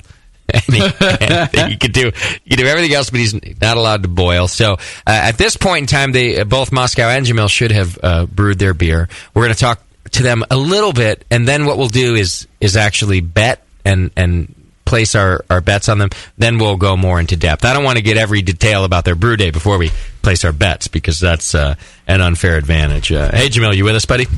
Yep. Good to have you back on the show. And, when we last spoke to Jamil and Moscow about this, when we got an update, the odds were still at about 10-1. Now, Jamil, at the beginning of the show, Moscow says once we hear a bit about his brew day, that the odds, they'll no longer be 10-1. Yeah, they might be like 20-1, or at least 9-1. My brew day. I'm excited to hear about Jamil's brew day, not just because he had the no boil handicap, but because we all know that motherfucker hasn't homebrewed in a long time. So blew the cobwebs off of that thing. Right. So I feel like we might just get some good action in that regard. So here's what I'd like to do. Let's start with Moscow, and like I said, don't give us too many details. I'll kind of guide you with some questions. I'll do the same with Jamil. Then we'll bet, and then I'll go back and let you guys just tell us the routine. Moscow, how did you decide to do your brew? Because you were thinking of all grain or partial mash, and you weren't sure. Yeah, well, that was part of why the odds were so crappy, right? Is because I didn't even really know what my approach was going to necessarily be. But I decided to take your advice and kind of stick with what I knew. And this is a competition, so you're not trying to experiment. Just stick with what you've done, and what you've. Yeah, what you have experience with. So I decided to just, I'm going to go to More Beer, and I'm going to grab a kit, because the person who put the kit together, the club in this instance, knows a lot more than I do about recipe formulation. Okay. And so I just went, I'm going to do what I've done and grab a kit. Got it. Yeah. Which club was that? That would be Doe's. Oh, good. So you grabbed a Doe's Black IPA kit. Yes, sir. Okay. So it's all extract with some steeping grains. Exactly. Yes. Okay. And how many gallons did you brew? I filled the kettle up with 6, but 5-gallon batch. It's 5-gallon batch. Yeah. That you did on your stove. Yes. Okay. I got a nice, powerful commercial range in my kitchen, so the burner it works quite well. Got it. So you got it moving. Is it a partial boil? So did you have to add water at the end, or was it a full boil? I did a full boil. I've heard enough horror stories about adding water in there at the end. You hear that, Doc? The man's listening. And Jamil, that should make you proud too, right? Yeah, that the guy could boil. Yeah, right. Thanks. Hey, you couldn't do that in this competition. Right. Well, we have said in the past that the first step up should be going to a full boil if you're an extract brewer. So you get a little more control out of it, and you're not adding some dirty water from the sink or whatever else. Okay. So you did the brew day. You followed the recipe. Without going into too much detail, let me ask you this. Did it go as planned? Yes. Okay. Yes, because the plan was really to just focus on keeping everything sanitized. Just don't mess around with the sanitation. Yeah. And I took, that's what I'll say. Yes, it went well. Yes. What are you fermenting in now? A carboy, 6-gallon carboy. Glass carboy? Yes. Is it temperature controlled? Via not complicated methods, yes. In other words, it's not just sitting out. It's not just sitting in your closet. So you made an effort. I made an effort, yes. I mean, it is in a closet, but there's there's adjuncts that it's not just sitting by itself, out exposed to the light and whatever. Is there any sort of a temperature controller keeping it at one temperature connected to it? Yes. Okay. Yes. Okay. All right. I like the vague. I like that as yes, but clearly there's a but. I like this. Will be good for the betting. He's making sure it's not sitting in the corner of the kitchen somewhere. Right. next to the oven that gets preheated once a night. In the window. Yeah, that is not happening. Okay. When did you brew? That was last Friday night. It's been over a week. Okay. So it's probably about done fermenting. Yeah, a couple of days ago, I would say.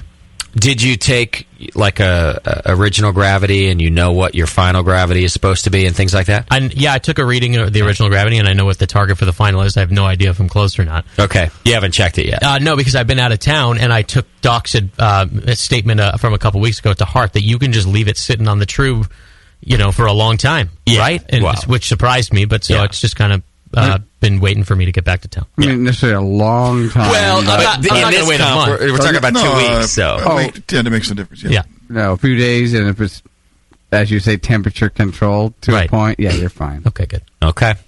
All right. Any other generic questions, guys? I was wondering if you're going to dry hop it.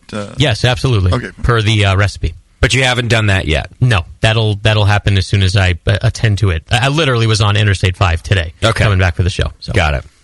Anything else, guys, generically, before we get to Jamil? I think that's a pretty good idea what he did. Okay. Yeah. All right, Jamil, what did you decide on? Method of brewing, extract, or how did it go? Well, I mean, I had great plans in mind, and I had all sorts of ideas about different yeasts and experimentation and things like that. And then, so I got myself ready for brewing. I printed out a picture of Moscow and then rubbed one out all over it. And, and to get my vigor up. And then after that, I was tired, so I rested and napped. And then I was busy. So in between working the tasting room and working on this, I did down at the brewery, and I did not measure. I did not boil. I did not measure anything, and I did not make a starter, and I did not do any temperature control, and I did not add any oxygen or any nutrients. Wow! I think it's 10-1 still. Yeah. So 9.5 to 1. My measuring was handful of this, handful of that. Well, you're an artist. Wow. Now, so this is certainly fine. This is completely against what you've always done. Did you feel liberated or extremely perturbed by this process? A combination of both. Perturbed. If it should turn out decent, then I could tell everybody, you're worrying too much about, making work. Right. But then I didn't make a starter and temperature control it and add nutrients and oxygen and all that, and which is, that's really where I believe the beer is made. Had I done that, I'd feel a lot better about it. Instead, there was some leftover yeast from taking samples. We take samples from the fermenters and we plate them out and check for contamination in our yeast and all that. And there was a couple of containers left over in the lab fridge. What's this shit? And so I went ahead and threw that in there. I love it. It's like you brewed a Salvation Army black IPA. And just whatever was left over. Yeah, I did two. I did two different beers. Okay. And one of them looks black, and one of them not so much. I get the feeling that Jamil is now thankful for the no-boil process, because he's just sort of like, well, fuck it, I got to make some liquid and put yeast in it. I guess extra yeast laying around here. I guess I got to throw that in there. Yeah. And then... I was telling Chris about it, and he said, my rationalization was that, I could tell everybody how, you don't have to focus so much on all these things. You just have to focus on fermentation. And he said, really, you're just giving yourself an opportunity to, explain why you lost to Moscow. Further screwing up the process. Right. I'm like, yeah, exactly. Now I get justification. If I lose, then I can just blame it on all of that. You're going to lose, I'm thinking. Oh, wow. Okay. My vote's changing. Wow. Okay, anything... I put hops in there. You did put hops in? Good. I fermented it out in 2 days. I don't know. 2 days. Well, would you have it at 90? Between 87 and 90. Did you temperature 95. Control? You didn't temperature control the ferment? 90. No. You didn't even do that. I pushed it closer to the cold box. I put it next to the door so that every time it opens, it gets a little blast of cold. I didn't want to do that. It would have been in the way. So I just pushed it up against one of the walls. I thought it might be cooler there than in the middle of the brewery. I think Jamil fancies Moscow. I think he's gone against everything that he's preached because he likes our little Moscow. He's throwing the competition for me? Yeah. He's worried about your fragile ego. Wow. Yeah. Well, somebody needs to be.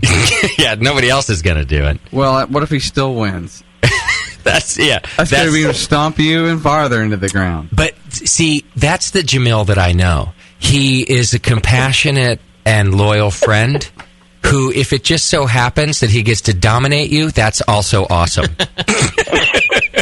That's the Jamil I know. Oh, yeah. So he's sort of looking out and sort of wouldn't mind winning at the same time. Oh, man. Okay. Well, that's enough info, at least, to set the line and bet. And to help us and to cast another vote, we don't have JP in here tonight, but we'll make sure he casts his vote as well. I thought I'd bring in another co-host to help out. So we've got our friend Andy Wood on the line to come in here, and he's going to actually place a bet on this Brewcaster Challenge as well. Andy, are you with us? Well. Can you hear me? Yeah, we got you, buddy. Yeah, you sound great. Hey, I feel great. Thank you. So have you heard the descriptions from our two contestants tonight? Yeah, I have. Okay. So let's start with this, guys. We got to make the line. It's been, arbitrarily 10-1. Based on Jamil's admissions tonight, I feel like we could reduce it a little. I do too. Nope. Andy says no. No way. I don't know. Should we cut it in half? I don't know. 7-3? 7-3 that Jamil's still in favor. No, I don't know. I'll take Scott 7-3. I'll take him at. You think he has? I'll take him at 10-1. Odds? I think he's got a good chance. You still take him, but he doesn't have better odds of winning. You're just voting on him. In other words, it wouldn't be 7-3 that Moscow's going to win. No, it would be 7-3. Jamil's going to win, but I still take Scott. Yeah, I'll go. I'll take 7-3. 7-3. Yeah. Okay. Wow. That seems generous. I would take Scott at 1-1. You're giving it 1-1? I don't know. Heads up. Ooh. I don't have that much faith in Moscow. I don't know. He's maybe it's that he won't get liquid in the bottle. I think it's what it is. I'm projecting is what it is. I feel like when I was Scott and even me now, there's no fucking way I have a chance against Jamil. So I'm projecting is what I'm doing. Maybe it is 1-1, but Doc, what do you think? It's not 1-1, is it? Now is it even? I got this feeling that Jamil just got overwhelmed. Oh shit, I got to do that still. All right, what am I doing this afternoon? And then just threw some shit together and rolled that thing next to the cold box, and I'm done. Yeah. Okay, so Jamil mailed it in, so therefore, yeah. That's the only reason it could be 1-1, is what you're saying. Yeah. It could be 1-1 at this point. I could see that. Yeah. Even, huh? Beaver, 1-1? What do you think? The odds? I don't really understand odds. I'm just going to vote for Scott. Oh. That's fine. Well, the way the voting's going, it seems like it might be closer to 1-1. Well, that's what drives the odds. I think it's going to be a very interesting race, given what we just heard. How about that? How about 2-1? Let's make it interesting. That way, you're going to get something out of voting on Moscow, right? Because if it's 1-1, you're not going to get extra points in the line. So, what do you think about 2-1? 2-1, Jamil wins. All right. And that way, if you guys are going to take the chance on Moscow, you get a reward out of it. Double your money. I think 3-1. 3-1? I need 3-1 just to get back in the points. Yeah. What are you talking about? Well, it's we got to swing people over to Moscow side. You've got to make it worth their while. Oh, that's a good point. It helps. All right, 3-1. I'm going to call the line at 3-1. Okay. 3-1. Jamil's going to win because, for one, we haven't heard. Jamil always has a trick up his sleeve. I don't know. There's always something going on there, and he's not just going to throw the competition. I mean, have you ever known Jamil to deliver a bad beer, no matter what? He's never delivered a bad beer. He knows we're going to be tasting No, it. but he could spill it all on the way over here. No, I don't. Well, well, yeah, you don't really have the option to dump. You do have 2 of them, though. You could dump 1. Or you could just spill it on the way over here. Something happened to the car. Oh, darn. All right. He's getting a fatal car wreck. The line is this. Rather than losing, yeah. Jamil might just do that. He'll give up everything. All right. 3-1 in Jamil's favor. Those are the odds. Andy, for you, that means if you vote on Moscow, you're going to get more points.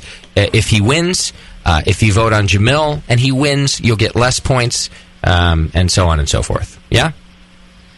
Okay, that makes sense. Then these points, can I ask a question about the points? Yes.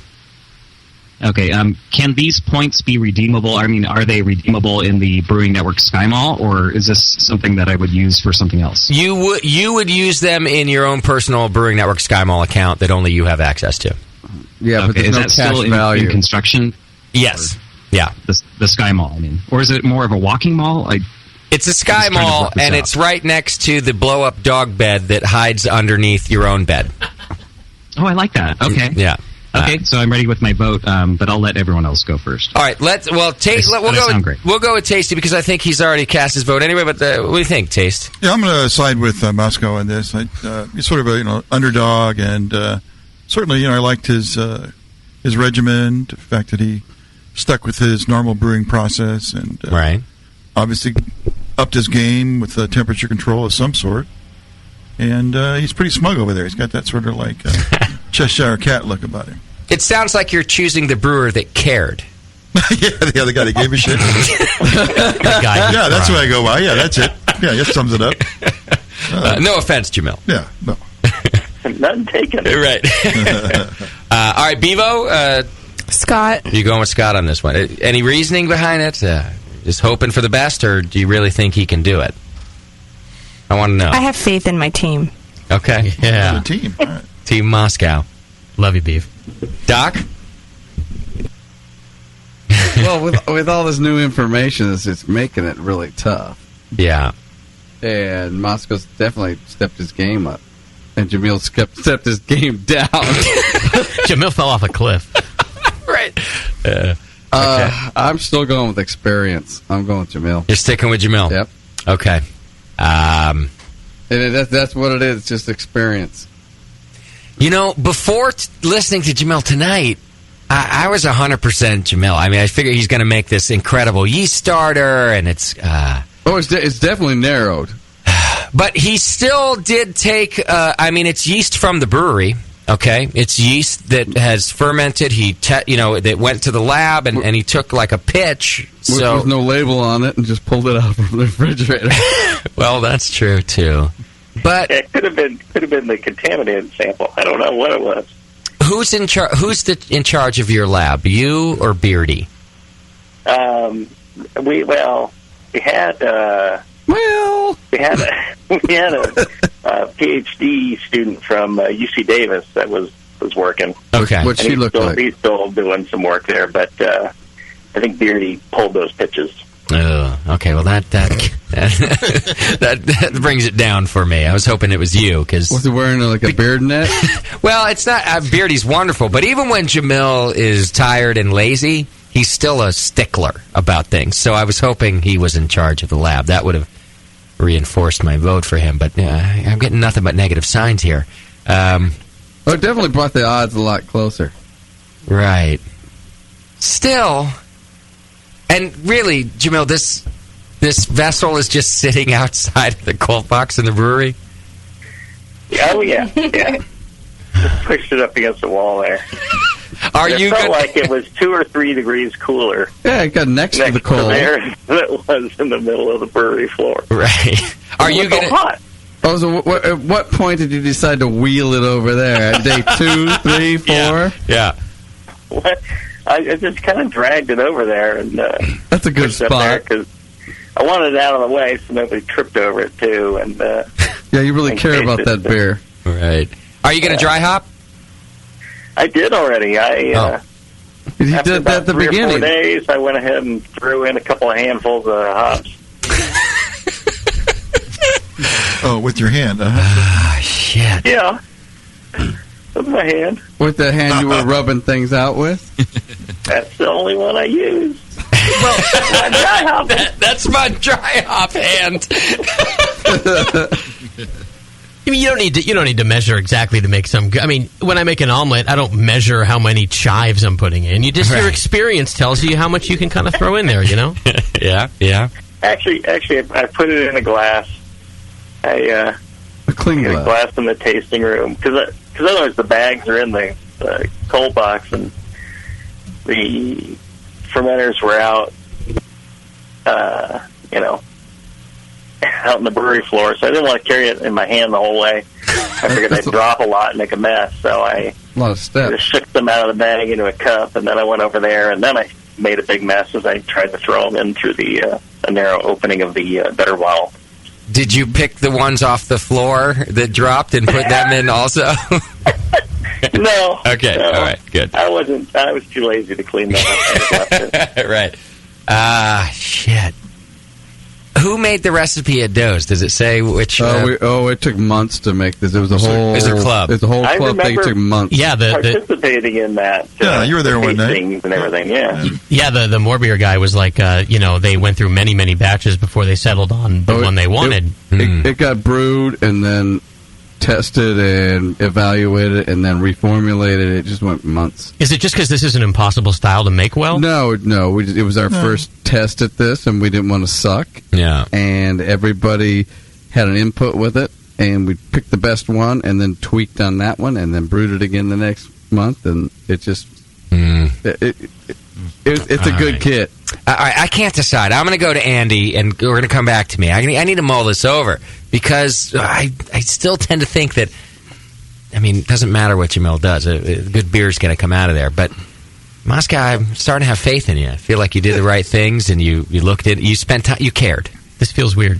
Yeah. Did I care? Yeah, that I feel like you did something good. Yeah, the faith thing. Yeah. All right, Andy Wood, you've listened to this conversation. What do you think? Well, I'm hemming and hawing because I love Jamil so bad. I love that hand that he's talking about that he uses a lot for most things. Right. I'm very Andy too. So, but I also know Scott is very meticulous and he's a thinker. And it sounds like he was very non-specific with how he fermented this thing. Yeah. I didn't hear what kind of yeast he used. I didn't hear that part of the conversation. We could ask that. What kind of yeast did you use? 001. 001. There you go. Favorite yeast. Good job. Good choice. Was that with a starter? Did you do a yeast starter? No, I pitched 2 vials. Okay. Nothing wrong with that. Did you calculate the born-on date on the yeast through Jamil's yeast pitching calculator? No, that I did not do. That would be cheating and/or Yeah. What were you going to do? If for all you know that Jamil has access to that stuff and would have revealed too much stuff. Well, Jamil could have programmed in Moscow's IP address, right, and given wrong information based on any query from that IP address. That would have been caring. Because I was going to say because obviously he cares so much. Right. Well, that's what I was thinking because Jamil obviously spent a lot of time with the strategy part, but not necessarily the brewing or the fermentation part. Or the strategy part. Did what he could to sabotage whatever he could from the technology side. Well, listen, don't forget he is as much as he is a world famous brewer, he's a world famous programmer too. So it would be simple for him to just throw a line of code out there that could totally fuck up Moscow's brew. It's an interesting approach. Like I don't have to brew a good beer if the other guy brews a horrendous beer. Exactly. Right. Or he could throw out a line of Coke. That's Jamil. Right. So it is good to know that you did not use Jamil's yeast calculator. Thank God. Okay, right. Smart. Okay, so that plays in your favor. In that case, and also I'm imagining a wet T-shirt, in like the most sexual way, but laid over the carboy with a fan going on it, something like that to keep the fermentation temperatures down. And we all know fermentation is the key to beer. That's something that I just coined. It's something I believe in, I guess. See, I'm feeling that you're right on that. By his vagueness, Andy, I think you're right that he went the T-shirt method for temp control. Right? Yeah. He's got the fan T-shirt thing. He's got the moist closet right now. But he also lives in the city, I recall. No, he's out here in Concord now, so it's been in the high 80s since he brewed, essentially. So it would do the trick. A wicking T-shirt in a dark corner with a fan would get it, down where it should be, right, guys? In an air-conditioned room. Yeah, with 1,000 butterflies. Well, in the house. Right. It's not 86 in the house, so I think he's probably like at 70. And after a week, it'll be covered in mold. It costs money to run the air conditioning. Yeah, he probably didn't run the AC. I have double pane windows and good insulation, though, for what it's worth. Shit. I did not know that. That changes everything. Nobody wants to vote against Jamil. Yeah. Okay. Well. Given all this data, I've calculated it into my my app that I've been working with here on my iPhone, and I'm gonna go with Scott on this. Yes. Okay. And love you, it's Andy. because I love him. I love Jamil too, but I love Jamil differently. If you know what I mean. Sure. So Scott, I hope that your fermentation control is what I'm imagining it to be, which is an old T-shirt, like an old T-shirt from a work retreat or something like that, covered in mold. Team building exercise 99. Yeah, and are you bottling or kegging, Scott? I think I'm going to bottle half the batch and keg the other half. Are you kegging from the bottle or bottling from the keg? What are you bringing into the competition? That's the question. Keg. You're bringing a keg? Yes. Okay. There's no time to bottle. Yeah, bottle condition. All right, that's another. Have you dry hopped yet, Moscow? Not Leave yet. him alone. He's just a boy. Yeah. Just a boy. Not yet. He's got a week, less than a week. A week. Right? Yeah. Yeah. Okay, a week. I dry hop tomorrow and then get it out of there on Wednesday and start carboning it up. Yeah. Yeah, a couple days is fine. You got to get cracking on that because not gonna. You got to get that glass and walk it across, and then maybe throw some in. You want it to clear. I feel like Jamil is like the Clubber Lang in this scenario. He's like so much full of intimidation. You know what I mean? Like Clubber Lang killing Mickey. What's going on? Take it easy. That's why I dry hopped a couple of days ago because I realized I was completely out of time.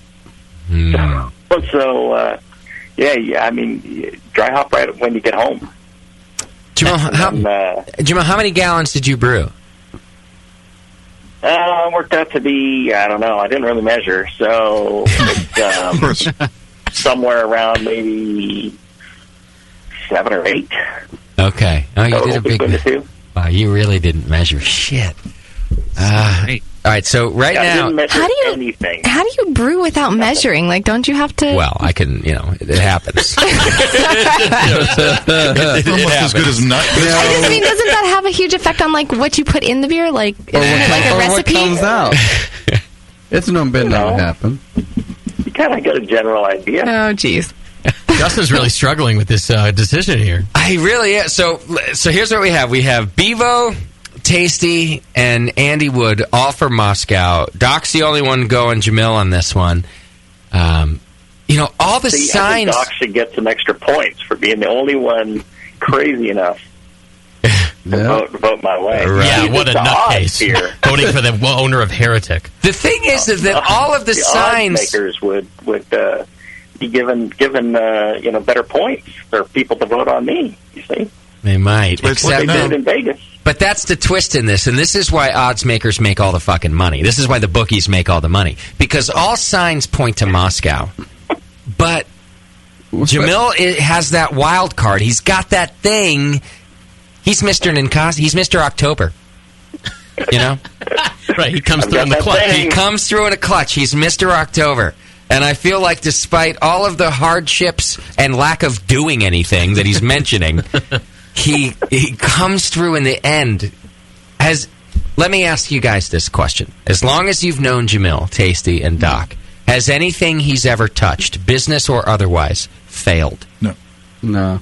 I'm going Jamil. I'm sticking with my gut, and I'm going Jamil on this one. The man doesn't know how to fail. Well, he's Rudy.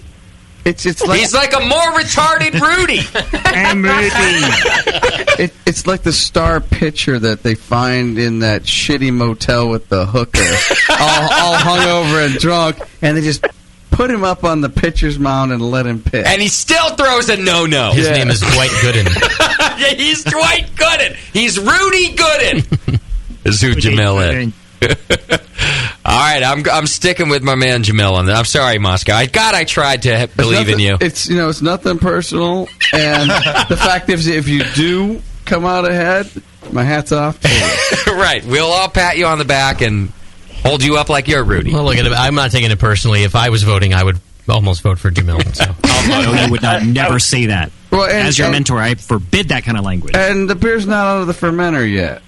Yeah, not yet. Not yet. Jamil? See, well, and what I was kind of hoping was nobody would vote for me, and then I wouldn't have to put any effort into packaging it up and bringing it in and making sure it's carbonated and all that stuff. Oh, that would just be the end of the competition? Right. Jamil got no votes? Yeah, I'd be like, well, yeah, now it doesn't really matter. But now you're making me feel like I actually have to do more work on this thing. Right. You see what Doc and I did? We played upon your guilt complex and your loyalty to your friends. Yeah, you can't let us down. We believe what it looks like now. He's actually. I might actually measure it. Maybe I should taste it. Yeah. No, I'm not measuring any gravity. I'm not measuring anything. Oh, I'm surprised. Nothing. I'm surprised Moscow didn't put the caveat that you can't taste it either. Right. I should have. Yeah. No boil, no tasty. I didn't measure the gravity. I didn't measure anything. Oh, man. I bet it's the best beer he's ever brewed. Watch, we've never had a better Jamil beer holy ever. Crap, a good black IPA. I had a black IPA to my lineup. If it is, what are you going to name it for your next line? Soul is ginger? I don't know. It's always soul is ginger. No, that's already taken. Oh, he did register it. That's true. Yes. Round guys did. All right, Jamil. Well, that's that. This is our last update because a week from today, we'll be tasting these two beers. And, Jamil, don't break a leg or fake a heart attack or anything else. You got to be down here with that beer. All right. Fatal car crash not withstanding. I'll be there. Right. Well, at least and maybe the beer will be carbonated. It might actually put some effort in. Yeah, may have to send a chase car. If you are going to do the fatal car crash, at least do it on the way here because that gives us some good press to talk about. Right. Right. Don't do it like on your way to get milk. I'll crash right into the building. He was so close. Oh, yeah. You almost made it. All right, JC. Thanks, man. Career. We'll see you next week. Cool. Cheers. Looking forward to it. All right. Bye. Well, there we go. That's our brewcaster challenge. We can't have him pull a James Dean. Right. Yeah, just off a random cliff. Off the top of his career, on his way to do something for his friends. Right.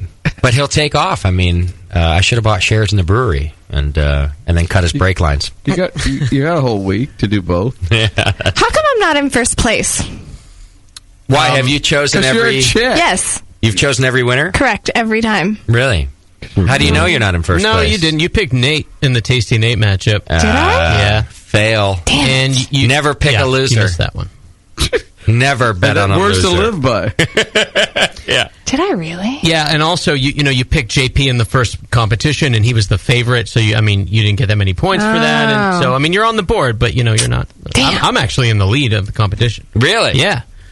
I'm at 254, and then where am I? Jay, you're at 187 in second. B, you're at 134 in third, and then Nate's got 67 in fourth. Everyone else is a skunk. Wow. Bunch of zeros. I have nothing to lose. Yeah, let's go for it. Andy, we should have had you in on every one to see where you'd be at.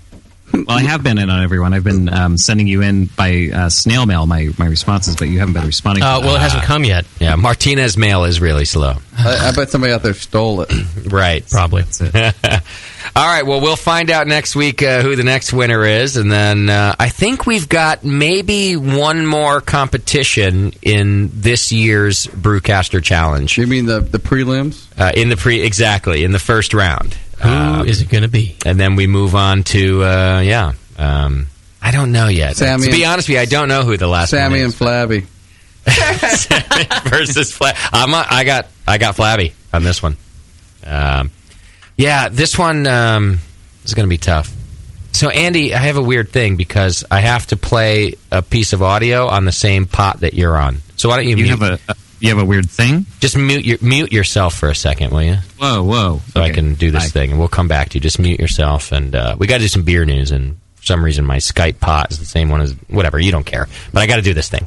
Anyway, the options that are left are, for the last round, Susie is still around, and we've talked about Terrence the Black, and of course there's Bevo. Are there any other people I'm missing that could be our optional final prelims? I would just like to not vote for myself on that. We get Terrence and Bevo in, but they're going to call in divine intervention. And are we really going to learn anything from that competition anyway? What not to do? I'd like to put Susie against somebody, though, but I don't know who we have left that has skills, could challenge the Sues. Maybe we're done in the prelims of this year. I got to think about this. It could be close. All right. It's time to do some beer news, yeah? We'll do some beer news, and we're going to have Andy on the line helping us out, and that'll be it. Let's do it. Okay. It's the Brewing Network's Beer News, brought to you by Rodall Performance. Well, let me start off with a little correction from the last segment, because we're committed to accuracy here at the Brewing Network. Tasty had mentioned that that Hops beer, you remember the Hansen beer? When we were talking about the Hello Kitty beer being a low alcohol fruit lager, and he was like, wasn't the Hops beer the low ABV? And I said, no, it was a pale ale at 5.5. I was totally wrong. Tasty was right. It was a pale ale, but it was super low, 3.2%. So maybe the Hops beer also marketed to kids. Yeah. Anyway, all right. Lead story. Play the song. I got sent this one by about 10,000 freaking people. They were very excited. Maybe they were hoping they were this guy. 61-year-old man, is a longtime home brewer, went to a Texas emergency room complaining that he was dizzy. Nurses ran a breathalyzer, and sure enough, the guy came in at 0.37, which is a pretty good buzz. He's in Texas, this guy, and he said he hadn't drank anything that day, though. So everybody was really confused, and people say that all the time, and what it means is they have been drinking. They're just they're keeping the bottle of vodka in the toilet tank. Heard that before, right? That's a good idea, by the way. The toilet tank, Doc. Yeah, I stashed many things there. So tape it to the lid if you don't want to get wet. Yeah. Now, this would happen a lot to this guy, and he really insisted, no, I wasn't drinking. So medical professionals, they decided we're going to run a study on him. They tested him for liquor, and they tested all his belongings, and then they isolated him in a hospital room for 24 hours. And throughout the day, they fed him carbohydrate-rich foods, and the doctors periodically checked his blood for alcohol. And at one point, it rose to 0.12%. And eventually, the medical team pinpointed what was going on, which is that he had an overabundance of brewer's yeast in his gut.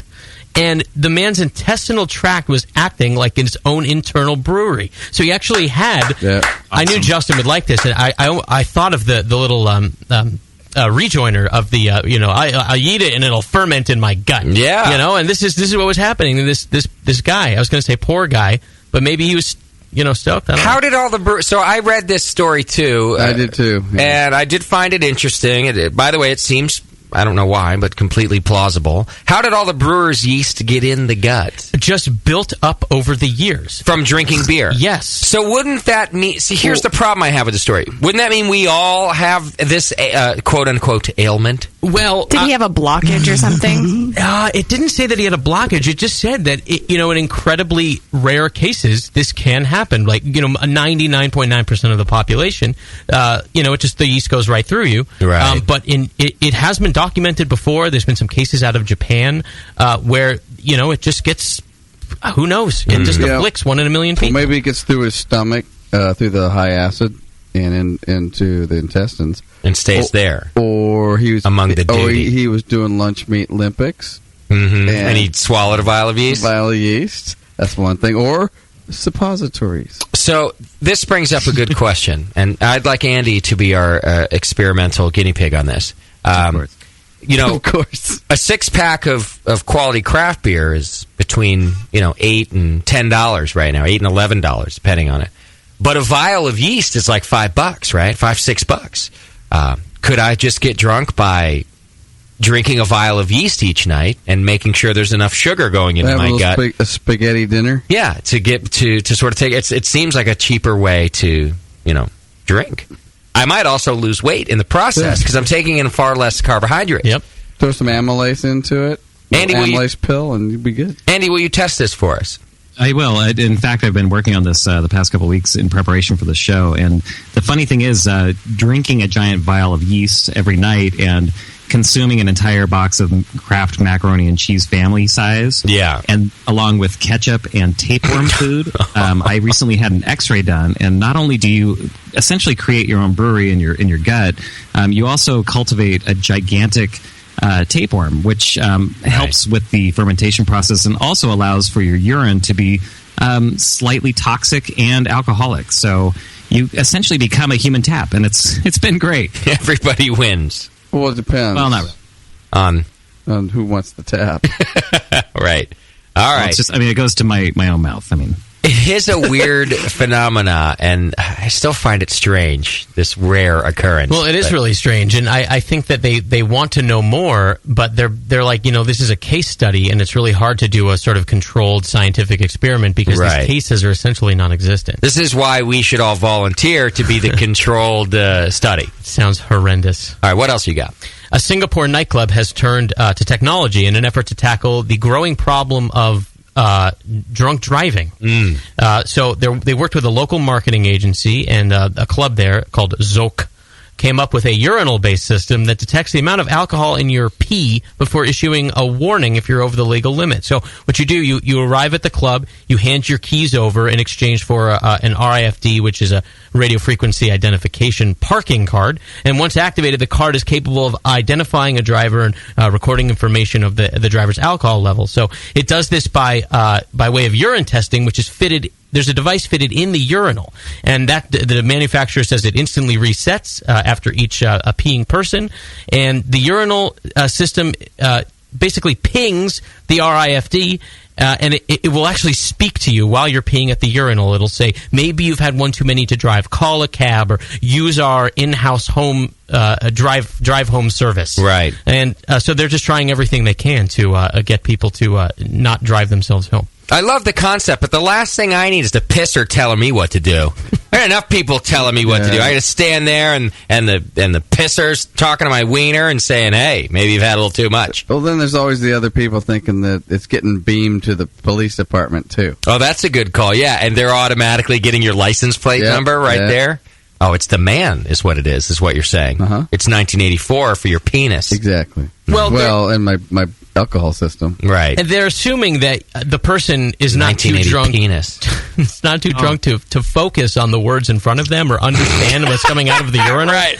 Or just too wasted to compute the information, Sure. But anyway, so when you hand in your card at the end of the night in exchange for your keys, the reader at the exit will convey, again, the information from the tag card to the valet. And then the valet, once again, will suggest to the car-owning clubber, make alternative arrangements. So, but it doesn't stop them from taking their car. Exactly. It's just a recommendation service. You're never coerced. You're just suggested to along the way by the pisser and by the valet, and they're doing everything. And the cop around the corner with your license number. Right. So that's what we do here in the States. What does that voice sound like? Is what I want to know. Like exactly how does that voice sound when it's coming out of the urinal? Like Stephen Hawking's voice box. I think they probably make it sound like what your penis would sound like. So it sounds like it's your penis talking to you. Okay. What would that be, Andy? I'd like to think that it's like a kung fu, like, you have taken too much drink into your penis. We have detected this urinal. Yeah. I would like that too. That's how I picture my penis sounds. It's scary, like something very Japanese kung fu, Chinese. Or just like the cop that's going to be pulling you over any minute. I have to admit, I really do like the concept. I mean, it's letting people know, like, look, whether you like it or not, you're over the limit. I don't like the 1980 penis thing that, that the information could be sent elsewhere. Yeah. That bothers me a little bit, but I can't. I mean, who could be against information? If the information is telling you, look, dude, you're fucked up, who could be against that? Well, and then the database is into how many times you gotten hammered this week, and then then it goes to the insurance companies. And it goes to your wife. It goes to the insurance companies. You can't get health insurance anymore, and or your license and whatever else. Oh, boy, Doc's been paranoid for a long time. He's got all the right questions. You make a good point. Okay. And when exactly are the drones going to be taking over? Yeah, they already have, honey. Drone comes in and cuffs your penis. No, not the drones. All right, what else? Well, for those of you like me that are sick of pipeline controversy here in America, a lot of talk about pipelines, and people like them and people don't like them. Well, here is a pipeline that everyone is sure to love. It's in Germany. They have created basically their shipping underground shipping method for beer. So it's a beer pipeline. It's at the Veltines Arena. It's a soccer stadium, a football stadium in Gelsenkirchen. It's just north of Dusseldorf. Oh, yeah, of course. Yeah. They're all connected by a special transport system, and the pipeline delivers beer. It's over 3.2 miles of pipeline under the arena, and the arena has big beer storage under the bars. There's multiple bars in the arena, of course, and it can hold nearly 14,000 gallons of beer, and then different channels are then used to take the beer to its drinkers at about 3.7 gallons per minute. So, Doc, how could this possibly work? I have a line in my kegerator down there that's too long, and it's made for another type of beer than I have on it, so everything pours out foamy. How could they pour beer during like this amount of lines? First time you've ever had anything too long, huh? It didn't come out right. I just look at the downtime when it sits in the line. Like, I thought of that too, because for one, the Germans are at least smart enough to put glycol in there too. But what about the carbonation? And then, but isn't there's like an equation for how long lines should be to pour correctly too? Isn't there? Well, are they just pushing from the line over to make it into their storage unit over there to cut down on the transportation costs? They're pouring from where all the kegs are stored down below, or whatever tanks there are down below, through how many miles? Through this enormous stadium to all of the stations that pour beer. So instead of the kegs being at each vendor like we're used to, it all comes from a central place in the basement. So we're talking about extremely long copper or whatever lines. Over 3 miles worth. To pour beer. Oh, well, I don't think it's one line is 3 miles. No, total, but still very long lines. Still a huge distance, right? Oh, well, the Germans would probably work out the math to make it work. But quite curious. They get to clean the lines. Yeah. The downtime, when they don't pour for a week or something. Right. What do they do with that? Yeah. I mean, how much beer, even if it's, obviously it's not 3 miles that one beer's going through, but it's a length. How much of a keg is in a beer line? Yeah, a lot. If it's way at the end of the stadium, absolutely. And it's weird, right? Because Germans aren't exactly indiscriminate beer drinkers. So you'd think this would not be an easy crowd to push, shitty, foamy, whatever beer onto. So I'm not accusing them of not having figured it out. I just can't. I don't know how they figured it out. The advantages versus the disadvantages. Wow. I just think that you've all been to a bar where you've tapped the keg. And all the foam comes out, and then they put the new keg on, and then you get X amount of glasses of how is that going to work? The last one, yeah. That's going to be a giant pain in the butt. Leave it to the Germans to figure out everything. I would like to know more about this system. And then I want to install it in my house. I disapprove. Yeah. All right, one more quick one. This one is also from that part of the world. It's located a few hours outside Munich. It's called the Starkenberger Brewery Castle. It is a full-on castle right out of a postcard, and it's one of the places in the world where you will find beer pools. Where you can bathe in beer. Oh, literally. Yeah. So it's back in 2005, the fermentation cellar of this castle is like a 700-year-old castle. Was obsolete, obviously, because there's better ways to ferment. So the brewers there decided to be entrepreneurial, and they refit the space into a spa. They built 7 pools, about 13 by 13 feet each. It takes about 294,000 pints to fill them all. They do cut it with water, though. Yeah. And then it's all kept at a sweltering temperature, and it's made for spa sweating. The soak in the suds is said to be good for the hair, circulation, and Justin, you'll like this one, open wounds. I just Google imaged that. Why are they sitting that in there? That looks nasty. Yeah. Why would you sit in there why would they allow people to sit in there with open wounds? I don't know that they necessarily do. I think they just say it's good for it. Yeah, but or maybe they do. It means they don't stop them. They just, someone walks in with a fucking gash on their face, and they go, "Oh yeah, the beer pools would be great for that." Well, by the time they're done, it's not an open wound any longer. Pustules. Can you Google images? I just want you to see the second image. It's something. Yeah, you talk about foamy beer. What am I Googling? Giant. Starken whatever. Starken Berger. Brewery beer pool. Yeah. It sounds like a wonderful idea. I don't understand why you are also so upset about it. All right, is it this? Which photo is it? This one, Bevo? I looked at something different. Do you have the one with the creepy guy straddling in between two of the pools? Yes, that is me. I don't know. I do see a lot of photos. There's some broads in there, too. I don't see this. Oh, I don't see it on yours. Oh, is it this guy? That would be the guy. Yeah, that's a little... Just describe him. Well, he's a little bit larger. Kind of looks like Bub. I don't know, he looks like a normal guy, I guess. It's like Alan Moore with his hair pulled back. The photo's a bit like a painting. It's like someone took a painting of it. What about the photos with the broads in it? Here's like a family where there's like 3 people in the vats, and then their kids and Asian wives are all standing on the outside, like posing with them. Because they don't want to go in that stuff.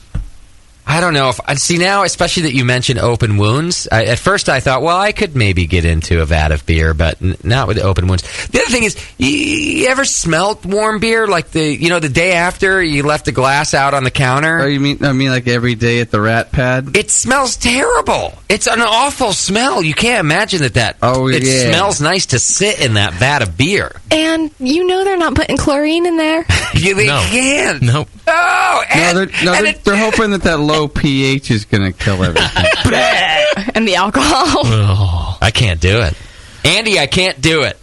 There's something wrong with you, Al. I think that the instant that you put your balls inside this giant vat of beer, the wounds close up very, very quickly, and I think that all of the AIDS is expelled in the beer, and all of us are very happy. So, especially the Asian people who are actually our servants who replenish the beer supply. Oh, that's who the people are in the photo. That's correct. I see. Well, it ain't cheap. It's $300 for a session too. So that might prevent you. Yeah, if the open wounds wasn't enough, it's fairly expensive. Yeah, I'm out. Come on. Let's wrap it up with a quote of the week. I loved this one. It's not really a story. I'm just going to read what he said. Nick Nunn, the founder of... he's the guy from the 12,000 Years of Porn, right? 25,000 Years of Porn, Nick Nunn. No, that... Wasn't that Alan? That was Bevo. That's made Alan Moore. Throwback joke a minute ago about him. That's the guy you want to get in the pools, Nick Nunn. Nick Nunn was the real good wall painter. True Brewing, it's called, TRVE, and they had I guess there was a label dispute, but it wasn't news because Nick and whoever he was supposed to be competing against decided we're not going to litigate. Nick's quote is, "The end result of our discussion, as I mentioned before, is a handshake agreement that we'll both continue brewing our respective black cascades and that no harm will come of that. Our collective stance is that this industry is being infected with litigation. Why a bunch of breweries claiming to be humble, artisanal, community-oriented, small batch, blah-blah-blah, need to sue each other is a mystery to both of our breweries, but we're not going to be a goddamn part of it." That's the news brought to you by Rodall Performance. Give Mike a call over there at Rodall. He does custom metal fabrication, brew, accessories, and stuff for your car, and it's high quality and great. RodallPerformance.com. I love it. Thanks for the beer news. Thanks to Andy Wood for sitting in for a few minutes with us. I appreciate that. Thank you. Twitter. Andy, did you brew today? Yes, he did. I brewed today, and I wrote a song while I was brewing. First of all, what did you brew? I brewed American Pale Ale. That boy. Wood APA. Very nice. And what was the song called? Well, I think it's easier to explain it through singing it. Okay. More than, so if you don't mind. Explains itself. I would never mind such a thing. Go ahead, please. Okay, so I'm not sure how my audio sounds, but I'm just going to go ahead and just whip it out. Okay. You know what I mean? Yeah. This is for Schumann.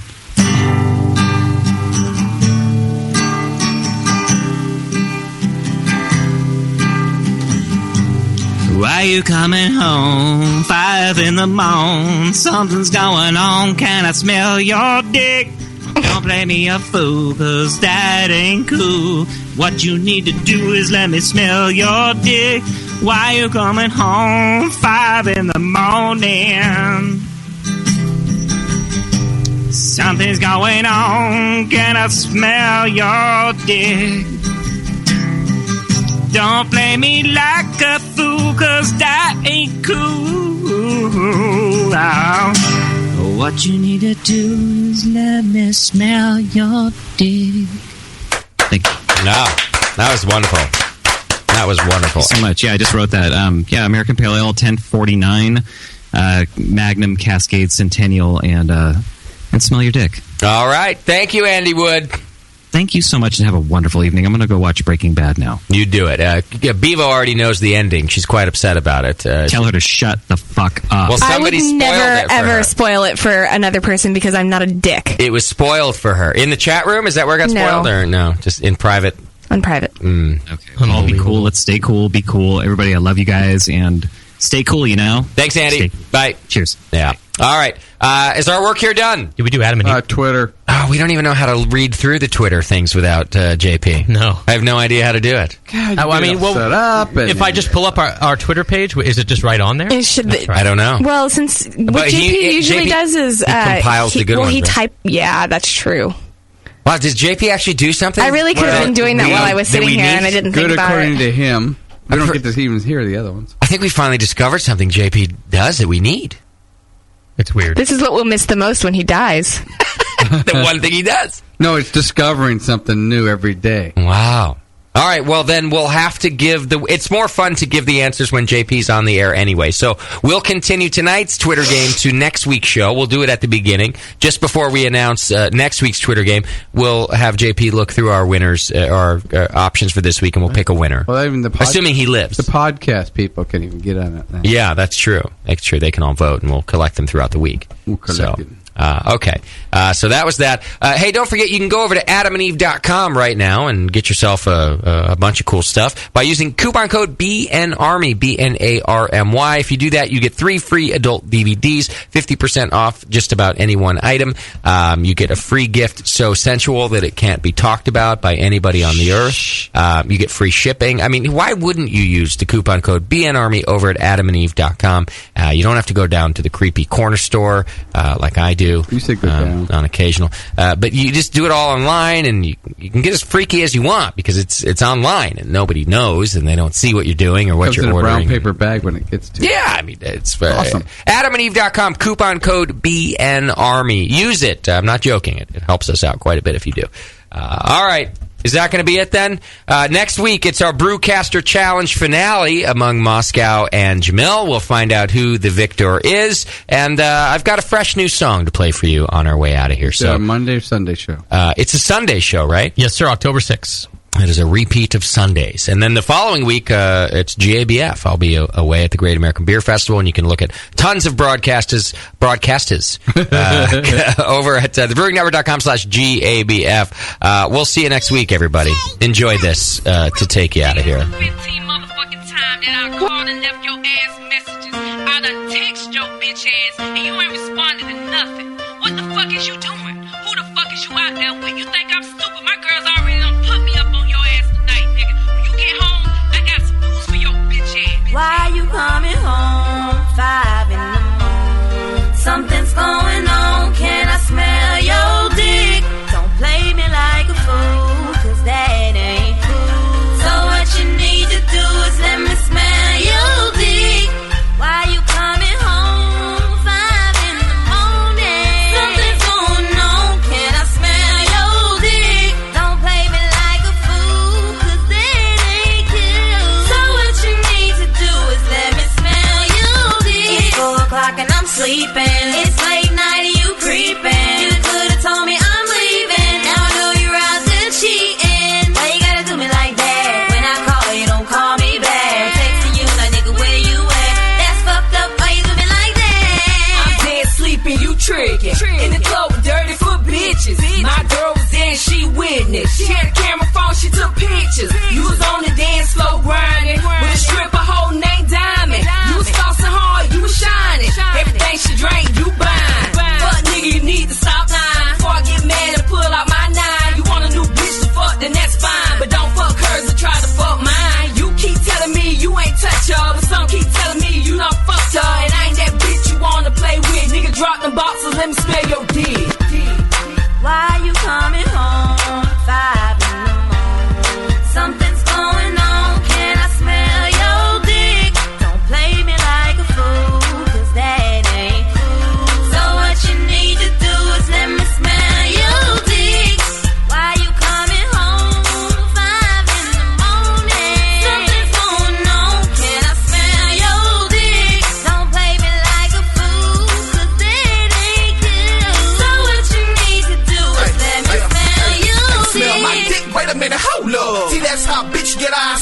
love. And I don't give a damn what your homegirl seen when I was in the club. What the fuck you mean? They ain't got no business high me like that. You ain't got no business try me like that. I wasn't even feeling diamond like that. I was wildin', but I wasn't clowning like that. That's alright, that's okay. Don't ever believe what your homegirl say. A nigga like me, drink a lot of liquor, meet a lot of bitches, take a lot of pictures. I might break bread with 1 or 2 strippers, but that don't mean you gotta pull my zipper. Thinking I dick down the whole town, even though I got dick to go around. Why you coming home 5 in the morning?